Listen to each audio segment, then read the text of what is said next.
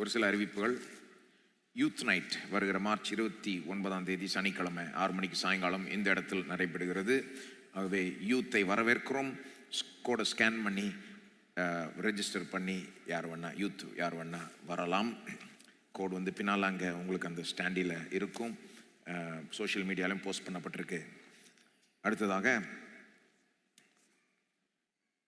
பெங்களூரில் இந்த வாரம் வருகிற மார்ச் 18 19 2 நாட்கள் அங்கே சாயங்கால கூட்டங்களில் நான் பேசுகிறேன். ஏஎஃப்டி சர்ச் பெங்களூரில் சிலுவை பற்றி 2 நாட்கள் பேசுகிறேன். சாயங்கால கூட்டம் 6 மணி. அதை குறித்த விவரங்களும் சோஷியல் மீடியாவில் போஸ்ட் பண்ணப்பட்டிருக்கு. நீங்கள் பார்த்து தெரிஞ்சுக்கலாம். உங்கள் ஃப்ரெண்ட்ஸுக்கு இன்ஃபார்ம் பண்ணலாம். இன்னொரு மீட்டிங் இது அமெரிக்காவில் நடைபெறுகிறது. அமெரிக்காவில் பிட்ஸ்பர்க் பென்சில்வேனியா ஏரியாவில் பாஸ்டர் சாம் பி செல்லதுரை இந்த சபையினுடைய தலைமை போதகர் அங்கே சர்ச் லீடர்ஷிப் அண்ட் ஃபேமிலி கான்ஃபரன்ஸில் பேசுகிறார். 2 நாள் கான்ஃபரன்ஸ், சனிக்கிழமை ஞாயிற்றுக்கிழமை, மார்ச் 22 மற்றும் மார்ச் 23 2 நாள் கான்ஃபரன்ஸ். சனிக்கிழமை பகல் நேரத்தில் 10 4 மணி வரைக்கும், ஞாயிற்றுக்கிழமை 10 மணி காலையில். Church leadership and family conference in Pittsburgh Pennsylvania area, அமெரிக்காவில் பாஸ்டர் சாம் பி செல்லதுரை பிட்ஸ்பர்கில் பேசுகிறார்.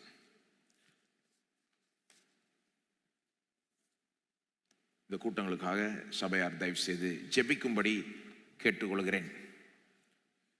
உங்களுடைய ஜெபம் எங்களுக்கு ரொம்ப முக்கியமான ஒன்று. இந்த அனௌன்ஸ்மெண்ட் செய்கிறதுக்கு ஒரு நோக்கம் என்னன்னா தெரியப்படுத்துறது. இன்னொரு நோக்கம் என்னன்னா, சில ஆர்வமான ஜெப வீரர்கள் இருக்கிறார்கள், தொடர்ந்து எங்களுடைய ஊழியத்துக்காக ஜெபித்து வருகிறவர்கள் நம்ம சபையில் இருக்கிறார்கள். ஆகவே நான் சொல்லுகிறேன், இந்த கூட்டங்களுக்காக தயவுசெய்து நீங்கள் ஜெபியுங்கள்.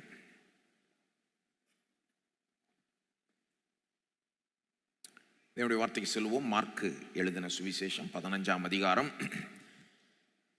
கடைசி சில வாரங்களுக்கு இந்த 37 38ஆம் வசனத்திலேயே அப்படியே மாட்டிக்கிட்டோம் போல இருக்கு. தாண்டி போக முடியல. சிலர் நினைக்கலாம், ஏங்க இதே வசனத்தில் இருக்கிறீங்க, இன்னும் எவ்வளோ நாளுங்க இருப்பீங்க? ரொம்ப நாள் இல்லை. ஆனால் இது ஏதோ சாதாரண வசனங்கள் இல்லை. மார்க் 15:37 வசனம் இயேசுனுடைய சிலுவை மரணத்தை பதிவு செய்கிற ஒரு வசனம். அவர் சிலுவையில் மரித்ததை பற்றி பேசுது. இயேசுடைய சிலுவை மரணம் உயிர்த்தெழுதல் தான் சரித்திரத்திலே நடந்த மிக முக்கியமான நிகழ்வு. ஆகவே அதை பற்றி எவ்வளோ பேசினாலும் பத்தாது. அது மட்டுமல்ல, இங்கே மார்க் எழுதின சுவிசேஷத்தில் அவருடைய சிலுவை மரணத்தை பற்றி மரிச்சார்ன்றதை சொன்ன உடனே அடுத்த வசனமே 38ஆம் வசனத்தில் ஏதோ ஒன்று பெரிய ஒரு காரியம் நடந்ததை மார்க் நமக்கு எடுத்து சொல்கிறார். அவருடைய மரணத்தினால ஒரு பெரிய எஃபெக்ட் உண்டாச்சு.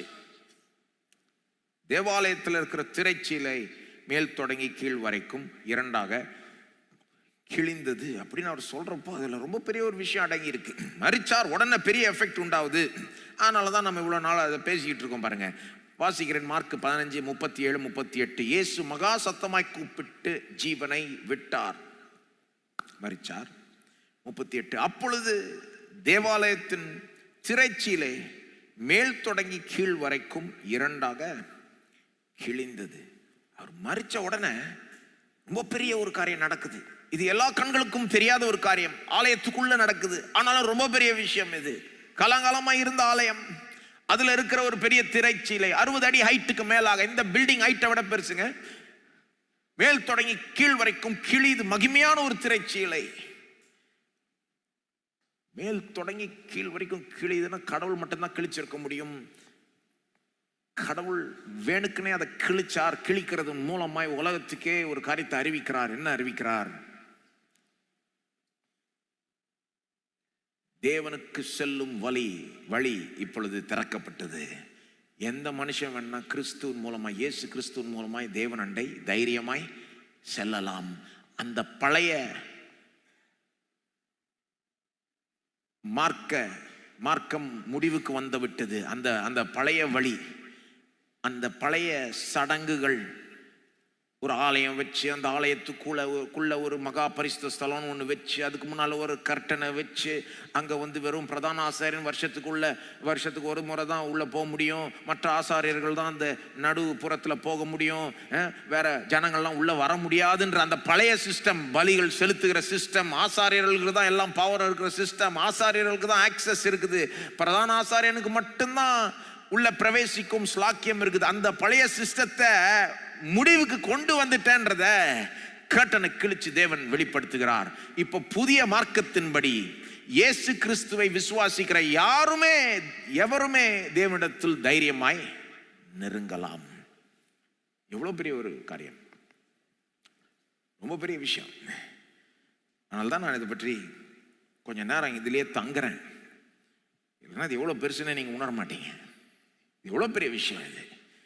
இதை போல ஒரு செய்தி உலகத்திலே இல்லைங்க. நீங்க யாரா இருந்தாலும், எங்க இருந்து வந்ததாலும், நீங்க என்ன செஞ்சாலும், நீங்க பணக்காரோ ஏழையோ, படிச்சவங்களோ படிக்காதவங்களோ, ஒரு தாழ்ந்த நிலையில இருக்கிறீங்களோ உயர்வு நிலையில இருக்கிறீங்களோ, இருக்கிறதுலே மோசமான பாவியா இருக்கலாம் அல்லது இருக்கிறதுலே ரொம்ப நல்லவங்களா இருக்கலாம், யாரா இருந்தாலும்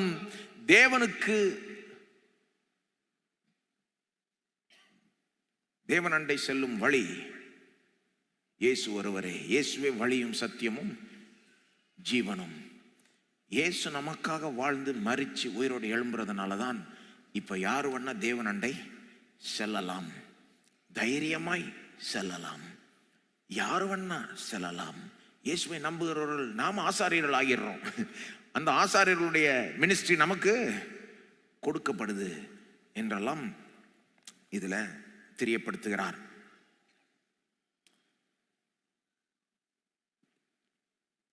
அப்போ இந்த கர்டன் கிளியறதுல எவ்வளோ விஷயம் அடங்கி இருக்குதுன்றதான் பார்த்து வருகிறோம் கடந்த ஒரு சில வாரங்களாய். கர்டன் கிளியுதுன்னா அது என்ன காண்பிக்குது? மனுஷனுக்கும் கடவுளுக்கும் இருக்கிற அந்த தடை எடுக்கப்பட்டது, நீக்கப்பட்டது. இயேசுடைய சிலுவை மரணம் என்ன பண்ணிடுச்சு? மனுஷனுக்கும் கடவுளுக்கும் இருக்கிற அந்த தடையை எடுத்து போட்டுருச்சு. அதை தான் கொஞ்சம் விவரமா பார்த்துட்டு வரோம். நம்ம என்ன பார்த்துட்டு வரோம்? தடைனா கடவுள் சைட்ல சில தடைகள் இருக்கு. இயேசுடைய சிலுவை மரணம் அந்த தேவனுடைய நீதி மற்றும் தேவனுடைய கோபம், அதுவே ஒரு தடையாயிடுது. பாவியான மனுஷன் கடவுள்கிட்ட நெருங்காதபடி கடவுள் சைட்ல தடை இருக்குது. என்ன? அவருடைய நீதி நியாயம். பாவி அவர் ஏற்றுக்கொள்ள முடியாது. பாவி அப்படியே சும்மா கண்டுக்காம விட முடியாது. அவர் நீதி நியாயம் உள்ளவர். நீதி நியாயம் செஞ்சா பாவியை தண்டிச்சே ஆகணும். அதுவே ஒரு தடையாயிடுது. நீதி நிமித்தமா கோபம், அவருடைய கோபத்தை காட்டியே ஆகணும். பாவிட்ட காட்டியே ஆகணும், பாவத்தின் மீது காட்டியே ஆகணும். அப்ப அவருடைய நீதி நியாயம், அவருடைய கோபமே தடையாயிடுது. ஆனா இயேசுடைய சிலுவை மரணம் என்ன பண்ணுது? அவருடைய நீதி நியாயத்தை நிலைநிறுத்துகிறது. நியாயமாய் நம்மை ஏற்றுக்கொள்கிற அளவுக்கு அவருடைய சிலுவை மரணம் காரியங்களை ஏற்படுத்தி விடுகிறது. என்ன? சிலுவை மரணத்தின் மூலமாய் பாவத்தை தண்டிக்கிறார், இயேசுவை தண்டிக்கிறார், நம்மை மன்னிக்கிறார். அவருடைய கோபம் நம் மீது காட்டப்பட வேண்டிய அந்த கோபம் இயேசு மேல காட்டப்படுது. அப்ப தேவனுடைய சைடுல இருக்கிற தடைகள் அகற்றப்படுகிறது. அது மட்டும் இல்ல, மனுஷனுடைய சைட்லயும் தடைகள் இருக்கு. அதுதான் போன தடவை நம்ம பார்க்க தொடங்கணும் இல்லையா? இயேசுடைய சிலுவை மரணம் மனுஷனுடைய சைடுல இருக்கிற தடைகளையும் அகற்றுகிறது. அது என்னது? 2 தடையை சொன்னேன். ஒன்னு பாவ கடன், இன்னொன்னு பாவ கரை. மனுஷன்ட்ட பெரிய ஒரு பாவ கடன் இருக்கு. அவன் பாவம் செஞ்சிட்டான், இப்போ பெரிய கடனாளி ஆயிட்டான். அந்த பாவத்தின் நிமித்தமாய் அவன் செலுத்த வேண்டிய ஒரு விலை, பாவத்துக்கான விலை ரொம்ப பெருசு. அவனால செலுத்த முடியாது. செலுத்தினா அவ்வளவுதான், நித்தியமாய் அவன் தீர்ந்து போனான். இவ்வளவு பெரிய பாவ கடனோட இருக்கிற மனுஷன் கடவுள் அண்டை நெருங்க முடியாது. ஆனா அந்த பாவ கடனை இயேசுடைய சிலுவை மரணம் சால்வ் பண்ணிடுது, தீர்த்து விடுது. எப்படி? நமக்காக அவர் மரிக்கிறார், நமக்காக அந்த பாவ கடனை அவர் செலுத்தி விடுகிறார். பாவத்தின் சம்பளம் மரணம். நமக்காக அவர் மரிப்பதன் மூலமாய் நாம் செலுத்த வேண்டிய அந்த கடனை அவர் செலுத்தி ரத்தத்தினாலே நம்மளை மீட்டெடுக்கிறார். இப்போ நாம நம்முடைய பாவத்துக்காக எந்த விலையும் செலுத்தவே தேவையில்ல. உங்க பாவத்துக்காக நீங்க எந்த விலையையும் செலுத்த தேவையில்ல. இயேசு செலுத்தி விட்டார். பாவ கடன் எடுக்கப்பட்டது. நிறைய பேருக்கு இதெல்லாம் தெரியாது பாருங்க. ஆனால் அவங்க பாவத்துக்கான கடனை அவங்க செலுத்த பார்த்துட்டு இருப்பாங்க. அவங்க என்ன யோசிச்சுட்டு இருக்காங்க, நான் இதெல்லாம் செஞ்சிட்டேன் இல்லையா, இந்த பாவம்லாம் நான் செஞ்சிட்டேன்ல, அதற்கான இதுதான் நான் எப்படியாவது நான் இதை சுமந்து தான் ஆகணும். நீங்கள் எதையும் சுமக்க தேவையில்லைங்க. பாவ கடனை அவர் செலுத்தி விட்டார். உங்கள் பாவத்துக்கான விலையை அவர் செலுத்தினதுனால நீங்கள் செலுத்த தேவையில்லை. சொல்லுங்க, நான் செலுத்த தேவையில்லை. பாவ கடன் மட்டும் இல்லை, பாவ கரையும் எடுத்து போடுறாரு. பாவ கரை, பாவம் நம்மளை கரைப்படுத்துது. இந்த கரையிலிருந்து நம்ம எப்படி சுத்திகரிக்கப்படுறது? இயேசுடைய சிலுவை மரணம், அவர் சிந்தின ரத்தம் நம்மளை சுத்திகரிக்குது. வேற எதுவுமே நம்மளை சுத்திகரிக்க முடியாது. இயேசுடைய ரத்தத்துக்கு தான் அப்படிப்பட்ட வல்லமை உண்டு. இதெல்லாம் போன தடவை பார்த்தோம். பாவ கடனை நீக்கி விட்டு கரையும் நீக்கி விட்டு நம்மளை சுத்திகரிக்கிறதுக்குள்ள நமக்கே எப்படி ஆயிடுது? அவர்கிட்ட ஓடி வரலாம் போல ஆயிடுது இல்லையா? அவர்கிட்ட போகணும் போல ஆயிடுது. தேவன் நம்மளை பார்க்குறப்போ அவருக்கு ரொம்ப கடனாளியா ஒன்றும் பெருசா பார்க்கல. இப்போ சொல்றேன் கேளுங்க, தேவன் உங்களை பார்க்குறப்ப எப்படிங்க பார்க்குறாரு? இன்னைக்கு நீங்க அவருக்கு முன்பாக அப்படியே ஒரு கடனாளியா நிற்கிறீங்க. நீங்க செஞ்ச பாவத்துக்கெல்லாம் கடன் செலுத்தணும் அப்படின்னு பார்க்கவில்லை. ஏன்னா அவரே நம்முடைய கடனை செலுத்தி விட்டார். தேவன் நம்மளை பார்க்குறப்போ அழுக்கா நாம நிற்கிறது போல நம்மளை பார்க்கவில்லை. பாவக்கரையா நம்ம மேல இருக்குது என்று அவர் பார்க்கவில்லை. எப்படி பார்க்கிறாரு? நாம சுத்தம் உள்ளவர்கள், இயேசுடைய இரத்தத்தினால சுத்திகரிக்கப்பட்டவர்கள், சுத்தம் உள்ளவர்கள், பரிசுத்தம் உள்ளவர்களாய் நம்மை காண்கிறார். நம்புங்க, தேவன் நம்மளை எப்படி காணுகிறார்? நீங்க உங்க கண்ணாடியில் உங்களை பார்த்தீங்கன்னா பிள்ளைதான் தெரியும், குறைதான் தெரியும். தேவன் உங்களை எப்படி பார்க்கிறாரு? சுத்தம் உள்ளவர்களாய் பார்க்கிறார். எல்லாம் சொல்லுங்க, கிறிஸ்துவினாலே நான் மன்னிக்கப்பட்டேன், சுத்திகரிக்கப்பட்டேன். தேவனுடைய பார்வையில் நான் சுத்தமாய் இருக்கிறேன். ஓ, எவ்வளவு பெரிய பாக்கியம்! தேவன் என்ன பார்க்கிறப்போ எந்த பாவத்தையும் பார்க்கல, எல்லா பாவக்கரையும் நீங்கி விட்டது. இயேசுடைய இரத்தத்தினால் நான் கழுவப்பட்டேன் என்று அதை தெரிகிறதே, அதை உணர்றதே ரொம்ப பெரிய பாக்கியம். அதை உணர்ந்து விட்டீங்களா நீங்க? ஒருவேளை இங்க சிலர் இருக்கலாம், எனக்கும் இது கிடைச்சா நல்லா இருக்கும்னு நினைக்கிறீங்கன்னா இப்பொழுதே கிடைக்கலாம். இதெல்லாம் கிடைக்கிறதுக்கு நீங்க ஒன்றும் பெருசா செய்ய தேவையில்ல. இயேசுவை நம்பினால் போதும், விசுவாசிச்சாலே இதை நீங்க அப்படியே உங்களுக்கு இது பழிச்சிடும். ஏதோ பாவத்துக்கான கடன் நான் செலுத்தணும் அப்படின்னு நினைச்சுக்கிட்டு இருக்கீங்கன்னா, பாவம் என்ன கரைப்படுத்திருச்சு, இதெல்லாம் எப்படி நான் சுத்திகரிக்கப்படுவேன், கழுவப்படுவேன் நினைச்சுக்கிட்டு இருந்தீங்கன்னா, நான் சொல்லுகிறேன், இந்த நேரத்தில் இந்த செகண்டே நீங்க இயேசுவை விசுவாசிங்க. வாயை திறந்து நீங்க இருக்கிற உட்கார்ந்துட்டு இருக்க இடத்துல சொல்லுங்க, இயேசுவே நீர் எனக்காக தான் மரிச்சீர்னு நம்புறேன், என் பாவத்தை தான் சுமந்தீர், எனக்கான அந்த பாவ கடனை தான் செலுத்தினீர், உம்முடைய ரத்தம் என்னை சுத்திகரிக்க வல்லமையானது என்று நான் நம்புகிறேன். வாயை திறந்து சொல்லுங்க. இப்பொழுதே நீங்க சுத்திகரிக்கப்படலாம், மன்னிக்கப்படலாம், அவரண்டை நெருங்கலாம். ஒன்றும் இல்லை, விசுவாசிக்கிறப்போ தேவன் அப்படியே நமக்கு இதெல்லாம் பழிக்கும்படி செய்கிறார்.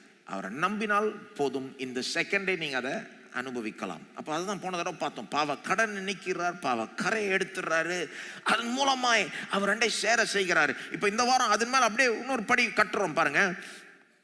பாவ கடன் எடுக்கிறது, கரையை நீக்கிறது மட்டும் இல்லாம நம்ம என்ன பண்றாரு, நமக்குன்னு ஒரு பாசிட்டிவ் நீதியை கொடுத்து விடுகிறார். அவருடைய நீதியே நமக்கு ஈவா கொடுத்து இயேசுடைய நீதினால நம்மை தரித்து கொள்கிறார். அதாவது நம்மளை சுத்தமுள்ளவர்களாய் அவர் காணுகிறது மட்டும் இல்லாமல் நம்மை நீதிமான்களாய் காணுகிறார். அதுதான் இன்றைக்கு பார்க்க போகிறோம். தேவன் நம்மளை எப்படி காணுகிறார்? நீதிமான்களாய் காணுகிறார். சொல்லுங்க, நீதிமான்கள். நீதிமான்களாய் காணுகிறார்னா நீதிமான் என்னங்க அர்த்தம்? நீதிமான்னா அதாவது பாவம் மன்னிக்கப்பட்டுருச்சு, சுத்திகரிக்கப்பட்டேன்னா என் மேல பாவக்கரை இல்லை, அப்போ நான் சுத்தமா இருக்கிறேன். ஆனா நீதிமான்னா அது அதை விட ஒரு லெவல் அதிகம். நீதிமான்னா தேவன் என்ன பாவம் என்ன பார்க்குறப்போ பாவம் எதுவும் தெரியல, சுத்தமா காணப்படுறேன்றது மட்டும் இல்லாம என்ன தேவன் பார்க்குறப்போ நான் எல்லா நீதியையும் நிறைவேற்றினது போல என்னை பார்க்கிறார். அவர் சொன்னது எல்லாத்தையும் நான் என்னமோ செஞ்சது போல என்னை காணுகிறார். அவர் சொன்ன எல்லா கட்டளைகளையுமே நான் கை கொண்டது போலவும், அவர் எதிர்பார்க்கிற எல்லா கோரிக்கைகளையும் நான் நிறைவேற்றினது போலவும் அவர் காணுகிறார். ஆக்சுவலா நான் அவர் சொன்னது எல்லாத்தையும் செய்யல, சிலது செஞ்சேன், சிலது செய்யாம விட்டுட்டேன். ஆனா தேவன் என்ன எப்படி பார்க்கிறாரு? நீதிமானா பார்க்கிறார். அப்படின்னா அவர் சொன்ன எல்லாத்தையும் நான் செஞ்சது போல என்ன பார்க்கிறார். ஆக்சுவலா நான் செய்யல. எப்படி அப்படி பார்க்கிறாருன்னு கேட்டீங்கன்னா, கிறிஸ்துவினாலே அப்படி பார்க்கிறார், கிறிஸ்துக்குள் அப்படி பார்க்கிறார், கிறிஸ்துவின் மூலமாய் தான் அப்படி பார்க்கிறார். கிறிஸ்து அவர் சொன்னது எல்லாத்தையும் நிறைவேற்றி விட்டார். நான் கிறிஸ்துவுக்குள் இருக்கிறதுனால நானும் எல்லாத்தையும் நிறைவேற்றினது போல என்னை அவர் காணுகிறார். அவருடைய பார்வையில, அவருடைய தீர்ப்பின்படி நான் நீதிமான். கிறிஸ்துவுக்குள், கிறிஸ்துவினாலே நான் நீதிமான். கிறிஸ்துவுக்குள், கிறிஸ்துவினாலே நான் நீதிமான். இது வேற இன்னொரு லெவல். இது மன்னிப்பை காட்டிலும் ஒரு பெரிய விஷயம். இது சுத்திகரிப்பை காட்டிலும் ஒரு பெரிய விஷயம். நம்மளை பார்க்கிறப்ப எப்படி பார்க்கிறாரு? சிம்பிளா சொல்ல போனோம்னா, இயேசுவை பார்க்கிற போல பார்க்கிறாரு. இயேசு தேவனுக்கு எப்படிங்க காணப்படுறாரு? இயேசு தேவன் எப்படி பார்க்கிறாரு? பர்ஃபெக்டா பார்க்கிறாரு இல்லையா? இயேசு பர்ஃபெக்டா தானே இருக்கிறாரு. ஆனா உங்களுக்கு தெரியுமா, கிறிஸ்துவுக்குள் இருக்கிற நம்மையும் தேவன் எப்படி பார்க்கிறாரு? பர்ஃபெக்ட் நீதிமான்களை போல பார்க்கிறாரு. நம்ம கண்ணுக்கு தான் நம்ம அப்படி தெரிய மாட்டோம், மற்றவங்க கண்ணுக்கு தான் அப்படியே தெரிய மாட்டோம். தேவனுடைய கண்களுக்கு ஒரு விசுவாசி எப்படி தோன்றுகிறான்? ஒரு விசுவாசி தேவனுடைய கண்ணுக்கு எப்படி காணப்படுறான்னா, பர்ஃபெக்ட் நீதிமானாய் காணப்படுகிறான். விசுவாசிகளுக்கு சொல்ல விரும்புகிறேன், நீங்க கிறிஸ்துவை நம்புகிறவர்களாய் இருந்தால் கிறிஸ்துவுக்குள் இருக்கிறீர்கள். நீங்க கிறிஸ்துவுக்குள் இருக்கிறீர்கள் ஆனால் தேவன் உங்களை எப்படி பார்க்கிறார்? நீங்க பர்ஃபெக்ட் நீதிமான் மாதிரி பார்க்கிறார். எப்படி? பூரண நீதிமான். பாவம்லாம் போயிடுச்சு, பாவம் பாவத்திலிருந்து சுத்திகரிக்கப்பட்டீங்க. பாவம் செய்யலன்றது மட்டும் இல்ல, செய்ய வேண்டியது எல்லாத்தையும் செஞ்சிட்ட மாதிரி உங்களை பார்க்கிறார். எப்படி? செய்ய வேண்டியது எல்லாத்தையும் செஞ்சிட்டீங்க, பர்ஃபெக்டா செஞ்சிட்டீங்க நீங்க. அப்படி பார்க்கிறாருங்க. உங்களை நீதிமானாய் தீர்க்கிறார், உங்களை நீதிமானாய் ஏற்றுக்கொள்கிறார், உங்களை நீதிமானாய் கருதுகிறார். ஏன்னா அவரே அவருடைய நீதியை நமக்கு கொடுத்திருக்கிறார். கிறிஸ்துவனுடைய நீதினால் நம்மை தரித்திருக்கிறார். ஒரு ஈவாய் நமக்கு அதை கொடுத்து விட்டார். அவரே நம்மை நீதிமான்களை தீர்த்து விட்டார். ஆகவே வேற யாரும் நம்மை குற்றம் சாட்ட முடியாது. தேவனே இப்படி செஞ்சதனால தேவனுடைய நீதி நியாயத்தின்படி, சட்டப்படி, அவருடைய பார்வையில் நான் நீதிமான். அவரே நமக்கு நீதியை கொடுத்துட்டு, கிறிஸ்துவின் மூலமாய் நமக்கு ஒரு நீதியை அளிச்சிட்டு நம்மை நீதிமான தீர்த்ததுனால அவருடைய பார்வையில் சட்டப்படி நியாயமா பார்க்க போனா நாம நீதிமான். இப்படிதான் வேதம் போதிக்குது, தெரியுமா உங்களுக்கு? அதுதான் இன்றைக்கு நாம பார்க்கிறோம். தேவனே நமக்கு இப்படிப்பட்ட ஒரு தகுதியை கொடுத்து விட்டார். இது என்னங்க, நான் நீதிமான் சொல்றப்ப என்னதுன்னா, நான் கடவுளுக்கு முன்பாக நிற்கிறதுக்கு ஒரு பெரும் தகுதியை பெற்றிருக்கிறேன். ஏதோ நற்கிரியை செஞ்சதுனால நான் பெறல, நீதி செஞ்சதுனால நான் பெறல, இலவசமாய் கிருபையினால இயேசுவை கொண்டுதான், இயேசு மூலமாய் தான் நான் இதை பெற்றிருக்கிறேன். ஆனா என்ன பெற்றிருக்கிறேன்? ஒரு தகுதி. எல்லாரும் சொல்லுங்க, தகுதி. தகுதி இல்லாதவனை என்ன பண்ணிட்டார்? தேவனை தகுதிப்படுத்திட்டார். பாவ கடன் எடுக்கிறது மட்டும் இல்ல, பாவ கரையை நீக்கிறது மட்டும் இல்ல, இப்ப அவருக்கு முன்பாக வர்றதுக்கு ஃபுல்லா தகுதிப்படுத்திட்டார். இயேசுனுடைய நீதினால என்ன தரித்து, நீ நீதிமான், அவரே தீர்த்து இப்ப வா அப்படின்றார். என் பிரசன்னத்துக்குள்ளாக தைரியமாய் வா. அவருக்கு முன்பாக நிற்கும்படி என்னை தகுதிப்படுத்தி விட்டார்.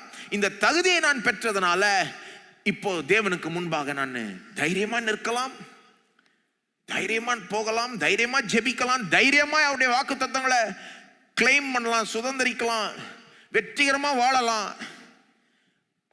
அவர் ரெண்டை நெருங்கலாம்.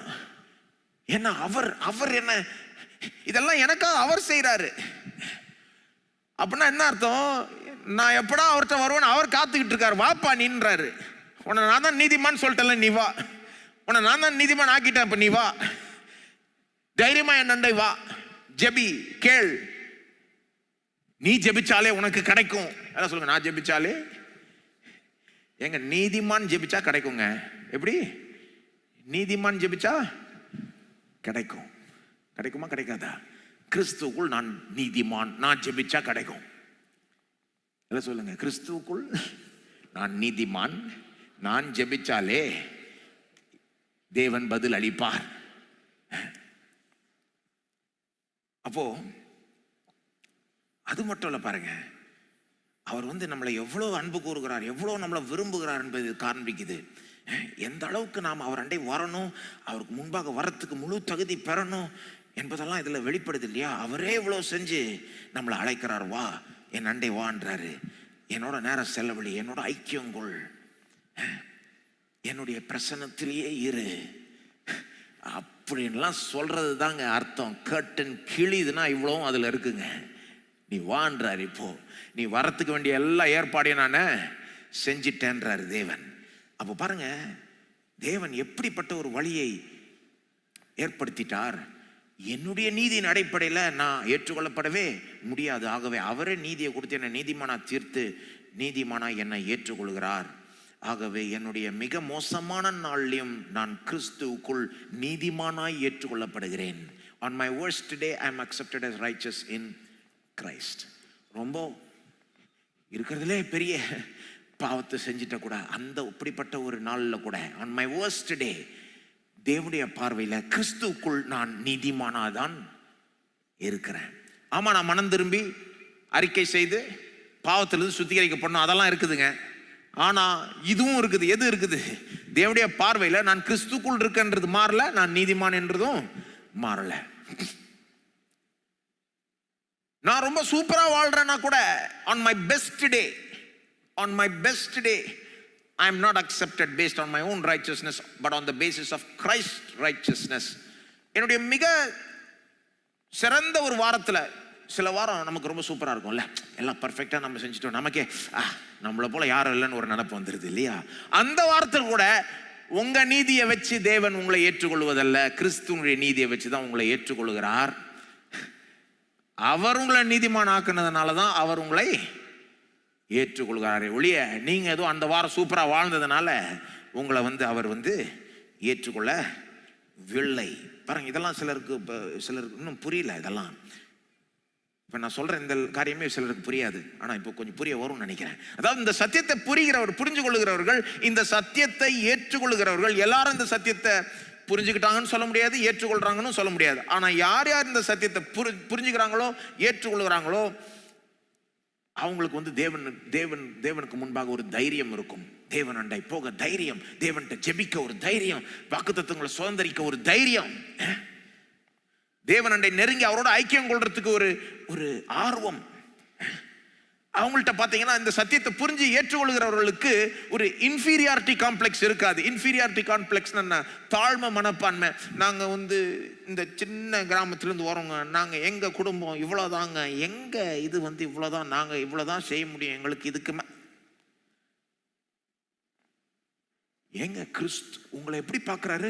பர்ஃபெக்டா பார்க்கிறாரு. இயேசுவை பார்க்கறது போல பார்க்கறாருன்றது நீங்க புரிஞ்சுக்கிட்டீங்கன்னு, நீங்க உணர்ந்துட்டீங்கன்னு, நீங்க அதை உண்மையிலே நம்புறீங்கன்னு, அந்த விதமான என்னால இவ்வளவுதான் பண்ண முடியும், நான் இவ்வளவுதான், எனக்கு தகுதியே இல்லை, எனக்கு இதுக்கெல்லாம் எனக்கு இதெல்லாம் எனக்கு கிடைக்கவே முடியாது இப்படின்ற அந்த ஒரு இன்ஃபீரியாரிட்டி, அந்த ஒரு தாழ்மை மனப்பான்மைன்னு இல்லையா, நம்மளை ரொம்ப குறைவா நினைக்கிறது.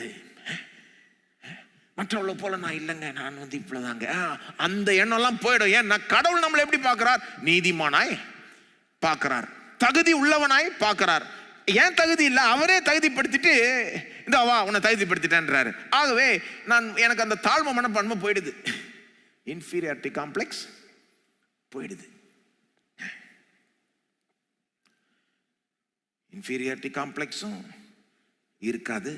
இந்த சத்தியத்தை உண்மையிலே புரிஞ்சு ஏற்றுக்கொண்டு அரவணைத்துக் கொள்கிறவர்களுக்கு இன்ஃபீரியாரிட்டி காம்ப்ளெக்ஸும் இருக்காது, சுப்பீரியாரிட்டி காம்ப்ளெக்ஸும் இருக்காது. எப்படி?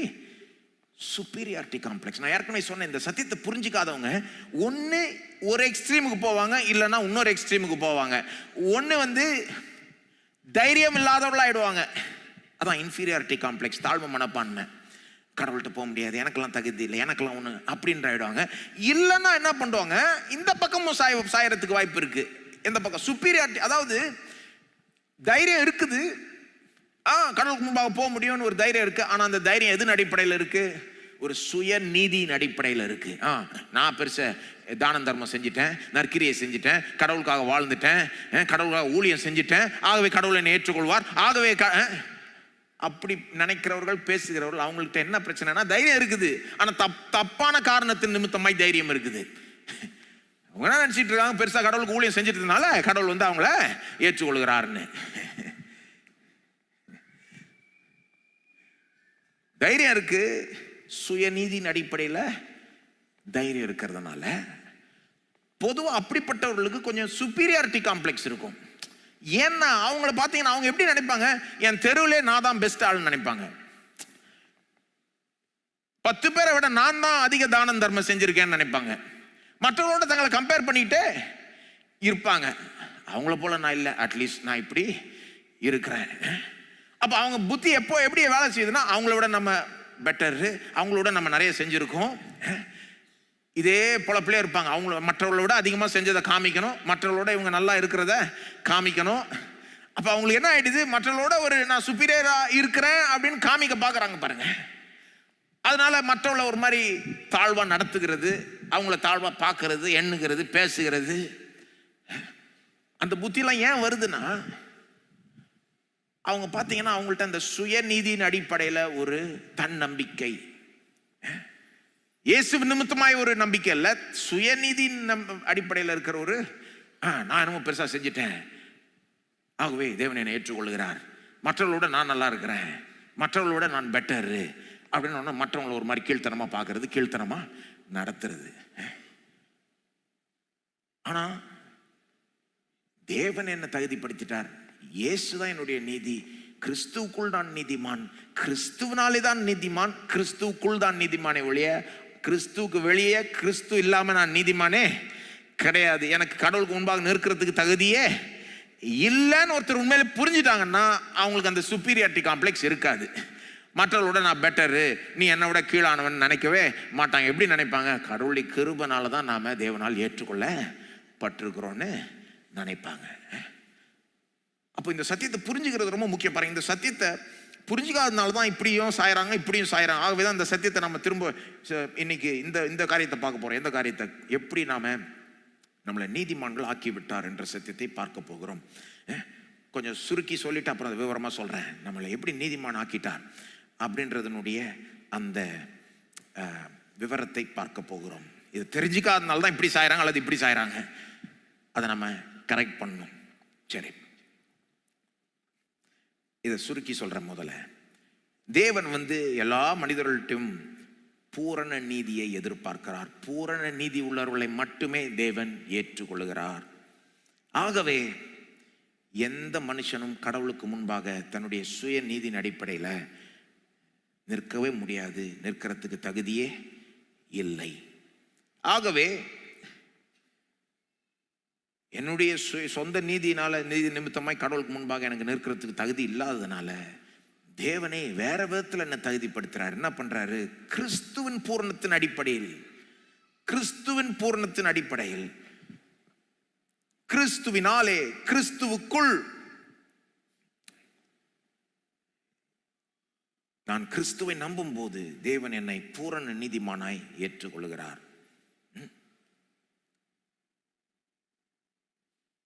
இதை கொஞ்சம் விவரமா பார்ப்போம். முதல் பகுதி வந்து தேவன் எல்லா மனிதர்கள்ட்டையும் பூரண நீதியை எதிர்பார்க்கிறார். பூரண நீதிமான்களை மட்டுமே அவர் ஏற்றுக்கொள்கிறார். பூரண நீதிமான்கள் மட்டுமே அவருக்கு முன்பாக நிற்க முடியும். ஆனா பிரச்சனை என்னன்னா, எந்த மனுஷனும் அப்படிப்பட்டவன் அல்ல. எல்லா மனிதர்கள்ட்டையும் பிழை உண்டு, குறை உண்டு, பாவம் உண்டு. ஆகவே எந்த மனுஷனும் சுயமாய் கடவுளுக்கு முன்பாக நிற்க தகுதி உள்ளவன் அல்ல. இதான் முதல்ல பார்க்க போறோம். தேவன் எல்லா மனிதர்கள்ட்டையும் பூரண நீதியை எதிர்பார்க்கிறார்.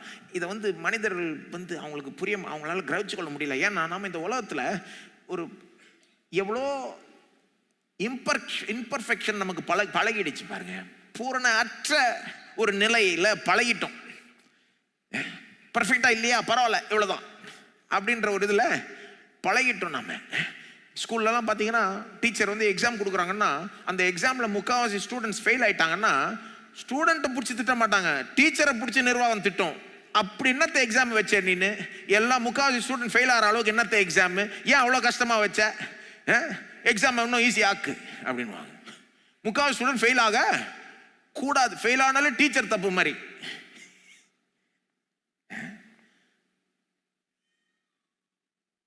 அப்போ நம்ம வந்து ஒரு ரொம்ப ஹை ஸ்டாண்டர்ட் எதிர்பார்க்கறது இல்லை, ஒரு லோ ஸ்டாண்டர்டோட பழகிட்டா இது போதும் அவ்வளோதான். பாஸ் மார்க் பாருங்க 35 இல்லைன்னா 40 இல்லைன்னா எவ்வளோ அடிமட்டமாக இருக்குது 50, மிஞ்சி மிஞ்சி போனால் சில இடங்கள்ல 60. அப்போ இப்படிலாம் நம்ம பழகிட்டோம், எவ்வளோ பண்ணா பாஸ், ஓகே. இப்படி பழகிட்டதுனால கடவுள் நம்மகிட்ட பூரண நீதியை எதிர்பார்க்கிறார், பூரண நீதிமான்களை மட்டும்தான் அவர் ஏற்றுக்கொள்கிறார் என்ற கருத்து முக்காவாசி பேருக்கு அவங்களால கிரகிச்சு கொள்ள முடியாது. எப்படிங்க சொல்றாங்க, எப்படிங்க சொல்றீங்க பூரண நீதிமான தான் ஏற்றுக்கொள்வார், பூரணமா இருந்தா தான் ஏற்றுக்கொள்வார்? ரொம்ப ஓவரா இல்லை இதெல்லாம், ஓவரா இருக்குதோ இல்லையோ, இப்படிதான் தேவன் பூரணத்தை நம்மிடத்திலிருந்து எதிர்பார்க்கிறார். இயேசுவே சொல்றார் மத்தேயு 5:48, பரலோகத்தில் இருக்கிற உங்கள் பிதா பூரண சற்குணராய் இருக்கிறது போல நீங்களும் பூரண சற்குணராய் இருக்க கடவீர்கள். ஒண்ணு இல்லைங்க, ஆதாமை யோசித்து பாருங்க. ஆதாம் எத்தனை பாவத்தை செஞ்சதுனால அவன் எல்லாத்தையுமே இழந்தான்? கொஞ்சம் யோசித்து பாருங்க. எத்தனை பாவம் செஞ்சான்? ஒரே ஒரு பாவங்க, ஒரு பாவம் செஞ்சான், எல்லாத்தையுமே இழந்துட்டான், போச்சு. ஒரே ஒரு பாவம், பெரிய பாவம், முரட்டாட்டம், ஆனா ஒரே ஒரு பாவம். மனித ஒரு புத்தியா இருந்தா எப்படி இருக்கும்? பேஸ்பால் எல்லாம் சொல்லுவாங்க 3 strikes and you're out. அப்படின்னா 3 தடவை அவுட் ஆனாதான் அவுட்டு, ஒரு தடவை அவுட் ஆனா பரவாயில்ல. கடவுள்கிட்ட அதெல்லாம் நடக்காது, ஒரு தடவை அவுட் ஆனாலே அவுட்டு தான். இந்த மேட்டரில் பார்த்தீங்கன்னா நீதிமான்கள்ன்ற காரியத்தில் இதை புரிஞ்சுக்கணும் பாருங்க. அவர் பூரணத்தை எதிர்பார்க்கிறார். பைபிள் ரொம்ப திட்டவட்டமாக போதிக்குது, பழைய ஏற்பாட்டிலும் சரி புதிய ஏற்பாட்டிலும் சரி. அவர் கொடுத்த கற்பனைகள் எல்லாத்தையுமே கை கொள்ளணும்னு எதிர்பார்க்கிறார். இதை சிலர் இதை கவனிக்கிறது இல்லை பாருங்க. எல்லா கற்பனையும் கை கொள்ளணும். 35% கை கொண்டா பத்தாது, 50% கை கொண்டா பத்தாது, எல்லாத்தையுமே கை கொள்ளணும். ஒன்றை விட்டாலும் கூட நீங்க ஃபெயில் என்ற அந்த கருத்து போதிக்கப்படுது பாருங்க. உதாரணத்துக்கு யாக்கோபு 2:10, ஒருவன் நியாயப்பிரமாணம் முழுவதையும் கை கொண்டிருந்தும் ஒன்றிலே தவறினால் எல்லாவற்றிலும் குற்றவாளியாய் இருப்பான். ஒரு பாயிண்ட்ல மிஸ் பண்ணா எல்லாமே காலியா. அதாவது கடவுளுக்கு இப்படி சொல்லலாம், நம்ம ஸ்கூல் சிஸ்டம்ல பல மார்க் இருக்கு, பாஸ் மார்க் வந்து ரொம்ப கம்மி. கடவுளுடைய மார்க் சிஸ்டம் சொல்லிட்டா உங்களுக்கு 2 மார்க் தான், 100க்கு 100 0. பர்ஃபெக்டா இருந்தீங்கன்னா 100க்கு 100, 100 தான் பாஸ். கடவுளுக்கு வந்து 100 தான் பாஸ். ஒரு தப்பா அப்போ 0 ஃபெயில். இதுதாங்க கடவுளுடைய சிஸ்டம். நான் என்ன பண்றது? உபாகமம் 6:25 பாருங்க. உபாகமம் 6:25, நம்முடைய தேவனாகிய கர்த்தர் நமக்கு கட்டளையிட்டபடியே நாம் அவர் சமூகத்தில் இந்த எல்லா கட்டளைகளின்படியும் செய்ய கவனமாய் இருந்தால் நமக்கு நீதியாய் இருக்கும் என்று சொல்வாயாக.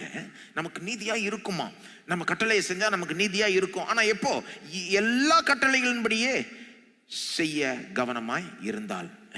எல்லாம் சொல்லுங்க, எல்லா கட்டளைகளும். எல்லா கட்டளையின்படியும் செஞ்சா நமக்கு அது நீதியாய் இருக்கும். ஆனா அர்த்தம் என்ன? எல்லாத்தின்படி செய்யலன்னா அது நமக்கு நீதியாய் இருக்காது. உபாகமம் 27:26 பாருங்க. உபாகமம் 27:26, ஒன்ல அவுட் ஆனா எல்லாம் அவுட்டுங்க. இதுதான் கடவுளுடைய ஸ்டாண்டர்டுங்க. இது ரொம்ப ஹை ஸ்டாண்டர்டு, ரொம்ப பர்ஃபெக்ட் ஸ்டாண்டர்டு. உபாகமம் 27:26, இந்த நியாயப்பிரமாண வார்த்தைகளை எல்லாம் கை கொண்டு நடவாதவன் சபிக்கப்பட்டவன் என்பார்களாக, ஜனங்கள் எல்லாரும் ஆமேன் என்றும் சொல்ல கடவர்கள்.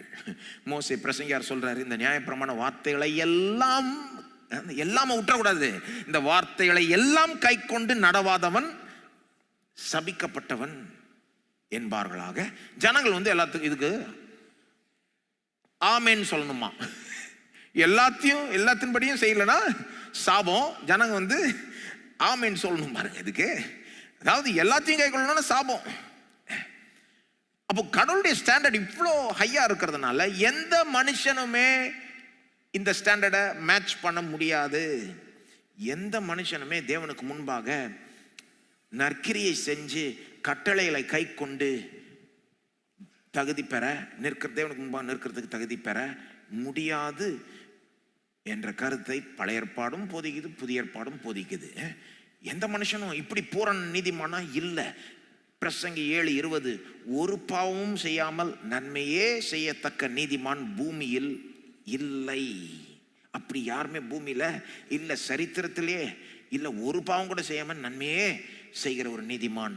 சங்கீதம் 143:2, ஜீவனுள்ள ஒருவனும் உமக்கு முன்பாக நீதிமான் அல்லாததினாலே அடியேனை நியாயம் தீர்க்க பிரவேசியாதையும். ஆண்டவரே, என்ன நியாயம் தீர்க்காதே ஆண்டவரே என்றான் சங்கீதக்காரன். நீதி நியாயத்தின்படி என்ன நடத்தாதேயும். என்ன யாருமே ஒருவன் கூட உமக்கு முன்பாக நீதிமான் அல்ல. புதிய ஏற்பாட்டில் பவுல் ரொம்ப வலியுறுத்தி சொல்லுகிறார். ரோமர் 3:10, நீதிமான் ஒருவனாகிலும் இல்லை, உணர்வுள்ளவன் இல்லை, தேவனை தேடுகிறவன் இல்லை, எல்லாரும் வழி தப்பி ஏகமாய் கெட்டு போனார்கள். எல்லாரும் வழி தப்பி ஏகமாய் கெட்டு போனார்கள். அப்ப இதுதான் பிரச்சனை பாருங்க. பிரச்சனை என்னன்னா, கடவுள் வந்து நம்மகிட்ட பூர்ணத்தை எதிர்பார்க்கிறார். அப்படி யாருமே கிடையாது, எல்லார்ட்டையும் பிழை இருக்குது. அதனால யாருமே அவர் கொடுக்கறதை எதிர்பார்க்க முடியல. ஆகவே யாருமே நம்முடைய சுய நீதி நிமித்தமாய், நாம சுய நற்கிரியைகள் நிமித்தமாய் அவருக்கு முன்பாக நிற்கிறதுக்கு நமக்கு தகுதி இல்லை. இப்போ இப்படி சொன்ன உடனே என்ன சொல்லுவாங்க சிலர், இது ரொம்ப ஓவரா இருக்குங்க, உங்க கிறிஸ்தவங்கள்ட்ட இதுதாங்க பிரச்சனை, ரொம்ப எக்ஸ்ட்ரீமா சொல்றீங்க நீங்க, கொஞ்சம் ஒரு அளவா சொல்ல வேணாம். சரி, எல்லாம் தான் தப்பு செய்யறாங்க, ஆனா நல்லதும் செய்யறோம்ல. தப்பு மட்டுமா செய்யறோம், நல்லதும் செய்யறோம். அப்போ நம்ம செய்யற தப்பை விட கெட்டதை விட நல்லது அதிகமா இருந்தா கடவுள் நம்மளை ஏத்து பாருங்க. உங்களுக்கு தெரியாதா? சிம்பிள் லாஜிக்குங்க, ஒன்றும் இல்லைங்க. செய்யற கெட்டதை விட நல்லது அதிகமா இருந்தா கடவுள் வந்து என்ன பண்ணுவாராம், ரெண்டுத்தையும் அப்படி பேலன்ஸ்ல வச்சு எது அதிகமா இருக்குன்னு பார்த்து அதை வச்சு ஏத்து பாருங்க. இது எங்க இந்த புத்தி வருதுன்னா, அதான் இந்த பாஸ் மார்க் புத்தி. ஒரு 50% மேல வாங்கிட்டா பாஸ் தானே. கடவுள்கிட்ட இதை ட்ரை பண்றாங்க. நீங்க ஒன்றும் இல்லை, தெருவில் போய் கேட்டு பாருங்க, ஏங்க கடவுள் வந்து உங்களை பரலோகத்தில் ஏற்றுக்கொள்வாரா ஒரு நாள் அப்படின்னு கேட்டு பாருங்க. ஏற்றுக்கொள்வாருன்னுவாங்க. எப்படி, எதை வச்சு சொல்றீங்கன்னு சொல்லுங்க. அதான் நான் நல்லது செஞ்சிருக்கேன்ல, எவ்வளோ பேருக்கு நல்லது செஞ்சிருக்கேன். ஓகே, நீங்க கேட்டு பாருங்க, நீங்க கெட்டது செஞ்சது இல்லையா? கெட்டது எதுவுமே செய்யலையாங்க, பாவம் எதுவுமே செய்யலையா, செய்யக்கூடாது எதுவுமே செய்யலையா அப்படின்னு கேட்டு பாருங்க. இல்லை, செஞ்சிருக்கேன், ஏதோ 1-2 ஏதோ சில நேரம் தப்பி தவறி நடக்குது, ஆனாலும் கூட செஞ்ச கெட்டதை விட நான் நல்லது அதிகமாய் செஞ்சிருக்கேன். அப்ப கடவுள் ரெண்டுத்தையும் வெயிட்ட பார்த்து அப்படித்தானே தீர்மானம் எடுப்பார். செஞ்ச கெட்டதை விட நல்லது அதிகமா செஞ்சிட்டா என்ன பண்ணுவாரு? ஏற்று கொள்வார். இப்படிதான் முக்காவாசி உலகம் நினைக்குது. ஆனா இவங்க சொல்ற லாஜிக்க ஒரு நீதிமன்றம் கூட ஏத்துக்காது. இவங்க என்ன சொல்றாங்க, கடவுள் வந்து இந்த லாஜிக்கின் படி தான் நியாயம் தீர்ப்பார்ன்றாங்க. ஆனா இந்த லாஜிக்கின் படி ஒரு மனித ஒரு சட்ட பிரகாரமா நீங்க ஒரு கோர்ட்டுக்கு போனீங்கன்னா, நீதிமன்றத்துக்கு போனீங்கன்னா, மனுஷனாய் உட்கார்ந்துகிட்டு இருக்கிற ஜட்ஜை ஏத்துக்க மாட்டாரு. கொஞ்சம் கற்பனை செஞ்சு பாருங்க. ஒரு கொலைகாரன் இருக்கிறான்னு வைங்க, கொலை செஞ்சிட்டான்னு வைங்க. அவன் கொலை செஞ்சதுக்கு ஆதாரமும் இருக்குது, கொலை செஞ்சிட்டான்னு அவனும் ஒத்துக்கிட்டான். ஜட்ஜுக்கு முன்னால போய் அவன் என்ன சொல்றான்னு வைங்க, ஆமா ஜட்ஜ் நான் கொலை செஞ்சிட்டேன். ஆனா ஜட்ஜ், தெருவில் இருக்கிற லாஜிக் உமக்கு தெரியாதா? செஞ்ச கெட்டதை விட நல்லது அதிகமா இருந்தா கெட்டதுக்காக நம்மள தண்டிக்க கூடாது இப்படின்னு யாராவது சொல்லுவாங்களா? ஆமா ஜட்ஜ், நான் ஒருத்தனை கொலை செஞ்சுட்டேன் உண்மைதான், ஆனா எத்தனை பேரை வாழ வச்சிருக்கேன் தெரியுமா? எத்தனை பேருக்கு சோறு போட்டிருக்கேன் தெரியுமா? எத்தனை பேருக்கு படிப்பு கொடுத்துருக்கேன் தெரியுமா? சொல்ல போனா ஒரு தடவை ஒரு ஆக்சிடென்ட்ல இருந்து ஒரு 3 பேரை காப்பாத்தினேன். அப்ப 3 பேரை காப்பாத்தினேன், நான் ஒருத்தனை கொலை பண்ணேன். ஆகவே இந்த கொலை பண்ணதை மறந்து விடும். யாராவது சொல்லுவாங்களா இதை போய் அங்க? இப்ப என்ன, இந்த தெருவில் இருக்கிற லாஜிக்க நீதிமன்றத்தில் ஏற்றுக்கொள்வாங்களான்னு கேட்கிறேன் நான். எவ்வளவு நல்லது செஞ்சாலும் அவன் செஞ்ச தப்புக்கு அவனை தண்டிப்பாங்க. ஆனா ஆனா என்ன சொல்றாங்க ஜனங்க, கடவுள் வந்து இந்த லாஜிக் ஏத்துப்பாரு. இந்த தப்பான லாஜிக்னாலே சிலர் வந்து நித்தியத்தை இழந்துறதுக்கு வாய்ப்பு இருக்குது. ரொம்ப விளையாடக்கூடிய காரியம் கிடையாது இது. தப்பான லாஜிக் நித்தியமே போயிடலாம் கிடையாது. ஒரு மனுஷ நீதிமன்றத்தில் ஏத்துக்க மாட்டாங்கன்னா, பரிசுத்த தேவன், வானத்தையும் பூமியும் படைச்ச கடவுள், நியாய நீதியில அவருக்கு ஈடுனே யாருமே இல்லை. அவர் எப்படி ஏத்துப்பார்? நம்ம செஞ்ச கெட்டதை விட நல்லது அதிகமா இருந்தா அதனால நம்ம தப்ப மாட்டோம். அதெல்லாம் ஒன்றும் நடக்காது. அவர்கிட்ட பூரணத்தை எதிர்பார்க்கிறார். எந்த மனுஷனும் பூரணத்தை அவருக்கு கொடுக்க முடியல. ஆனா சிலர் சொல்றாங்க இது தப்புங்க. அவர் வந்து நம்ம கொடுக்க முடியாத நம்மகிட்ட இருந்து எப்படி எதிர்பார்க்க முடியும்? அது தப்புங்க. அவர் தப்பு தாங்க. எந்த மனுஷனும் பூரணமா இல்லை. அதான் மனுஷனாலே தப்பு செய்வான், அப்படிதானங்க. To err is human. தப்பு செய்வதே மனிதனுடைய தன்மை. அப்ப கடவுள் நம்மகிட்ட இருந்து தப்பு செய்யற மனுஷன் இருந்து பூரணத்தை எதிர்பார்த்தா இது நியாயமே கிடையாது.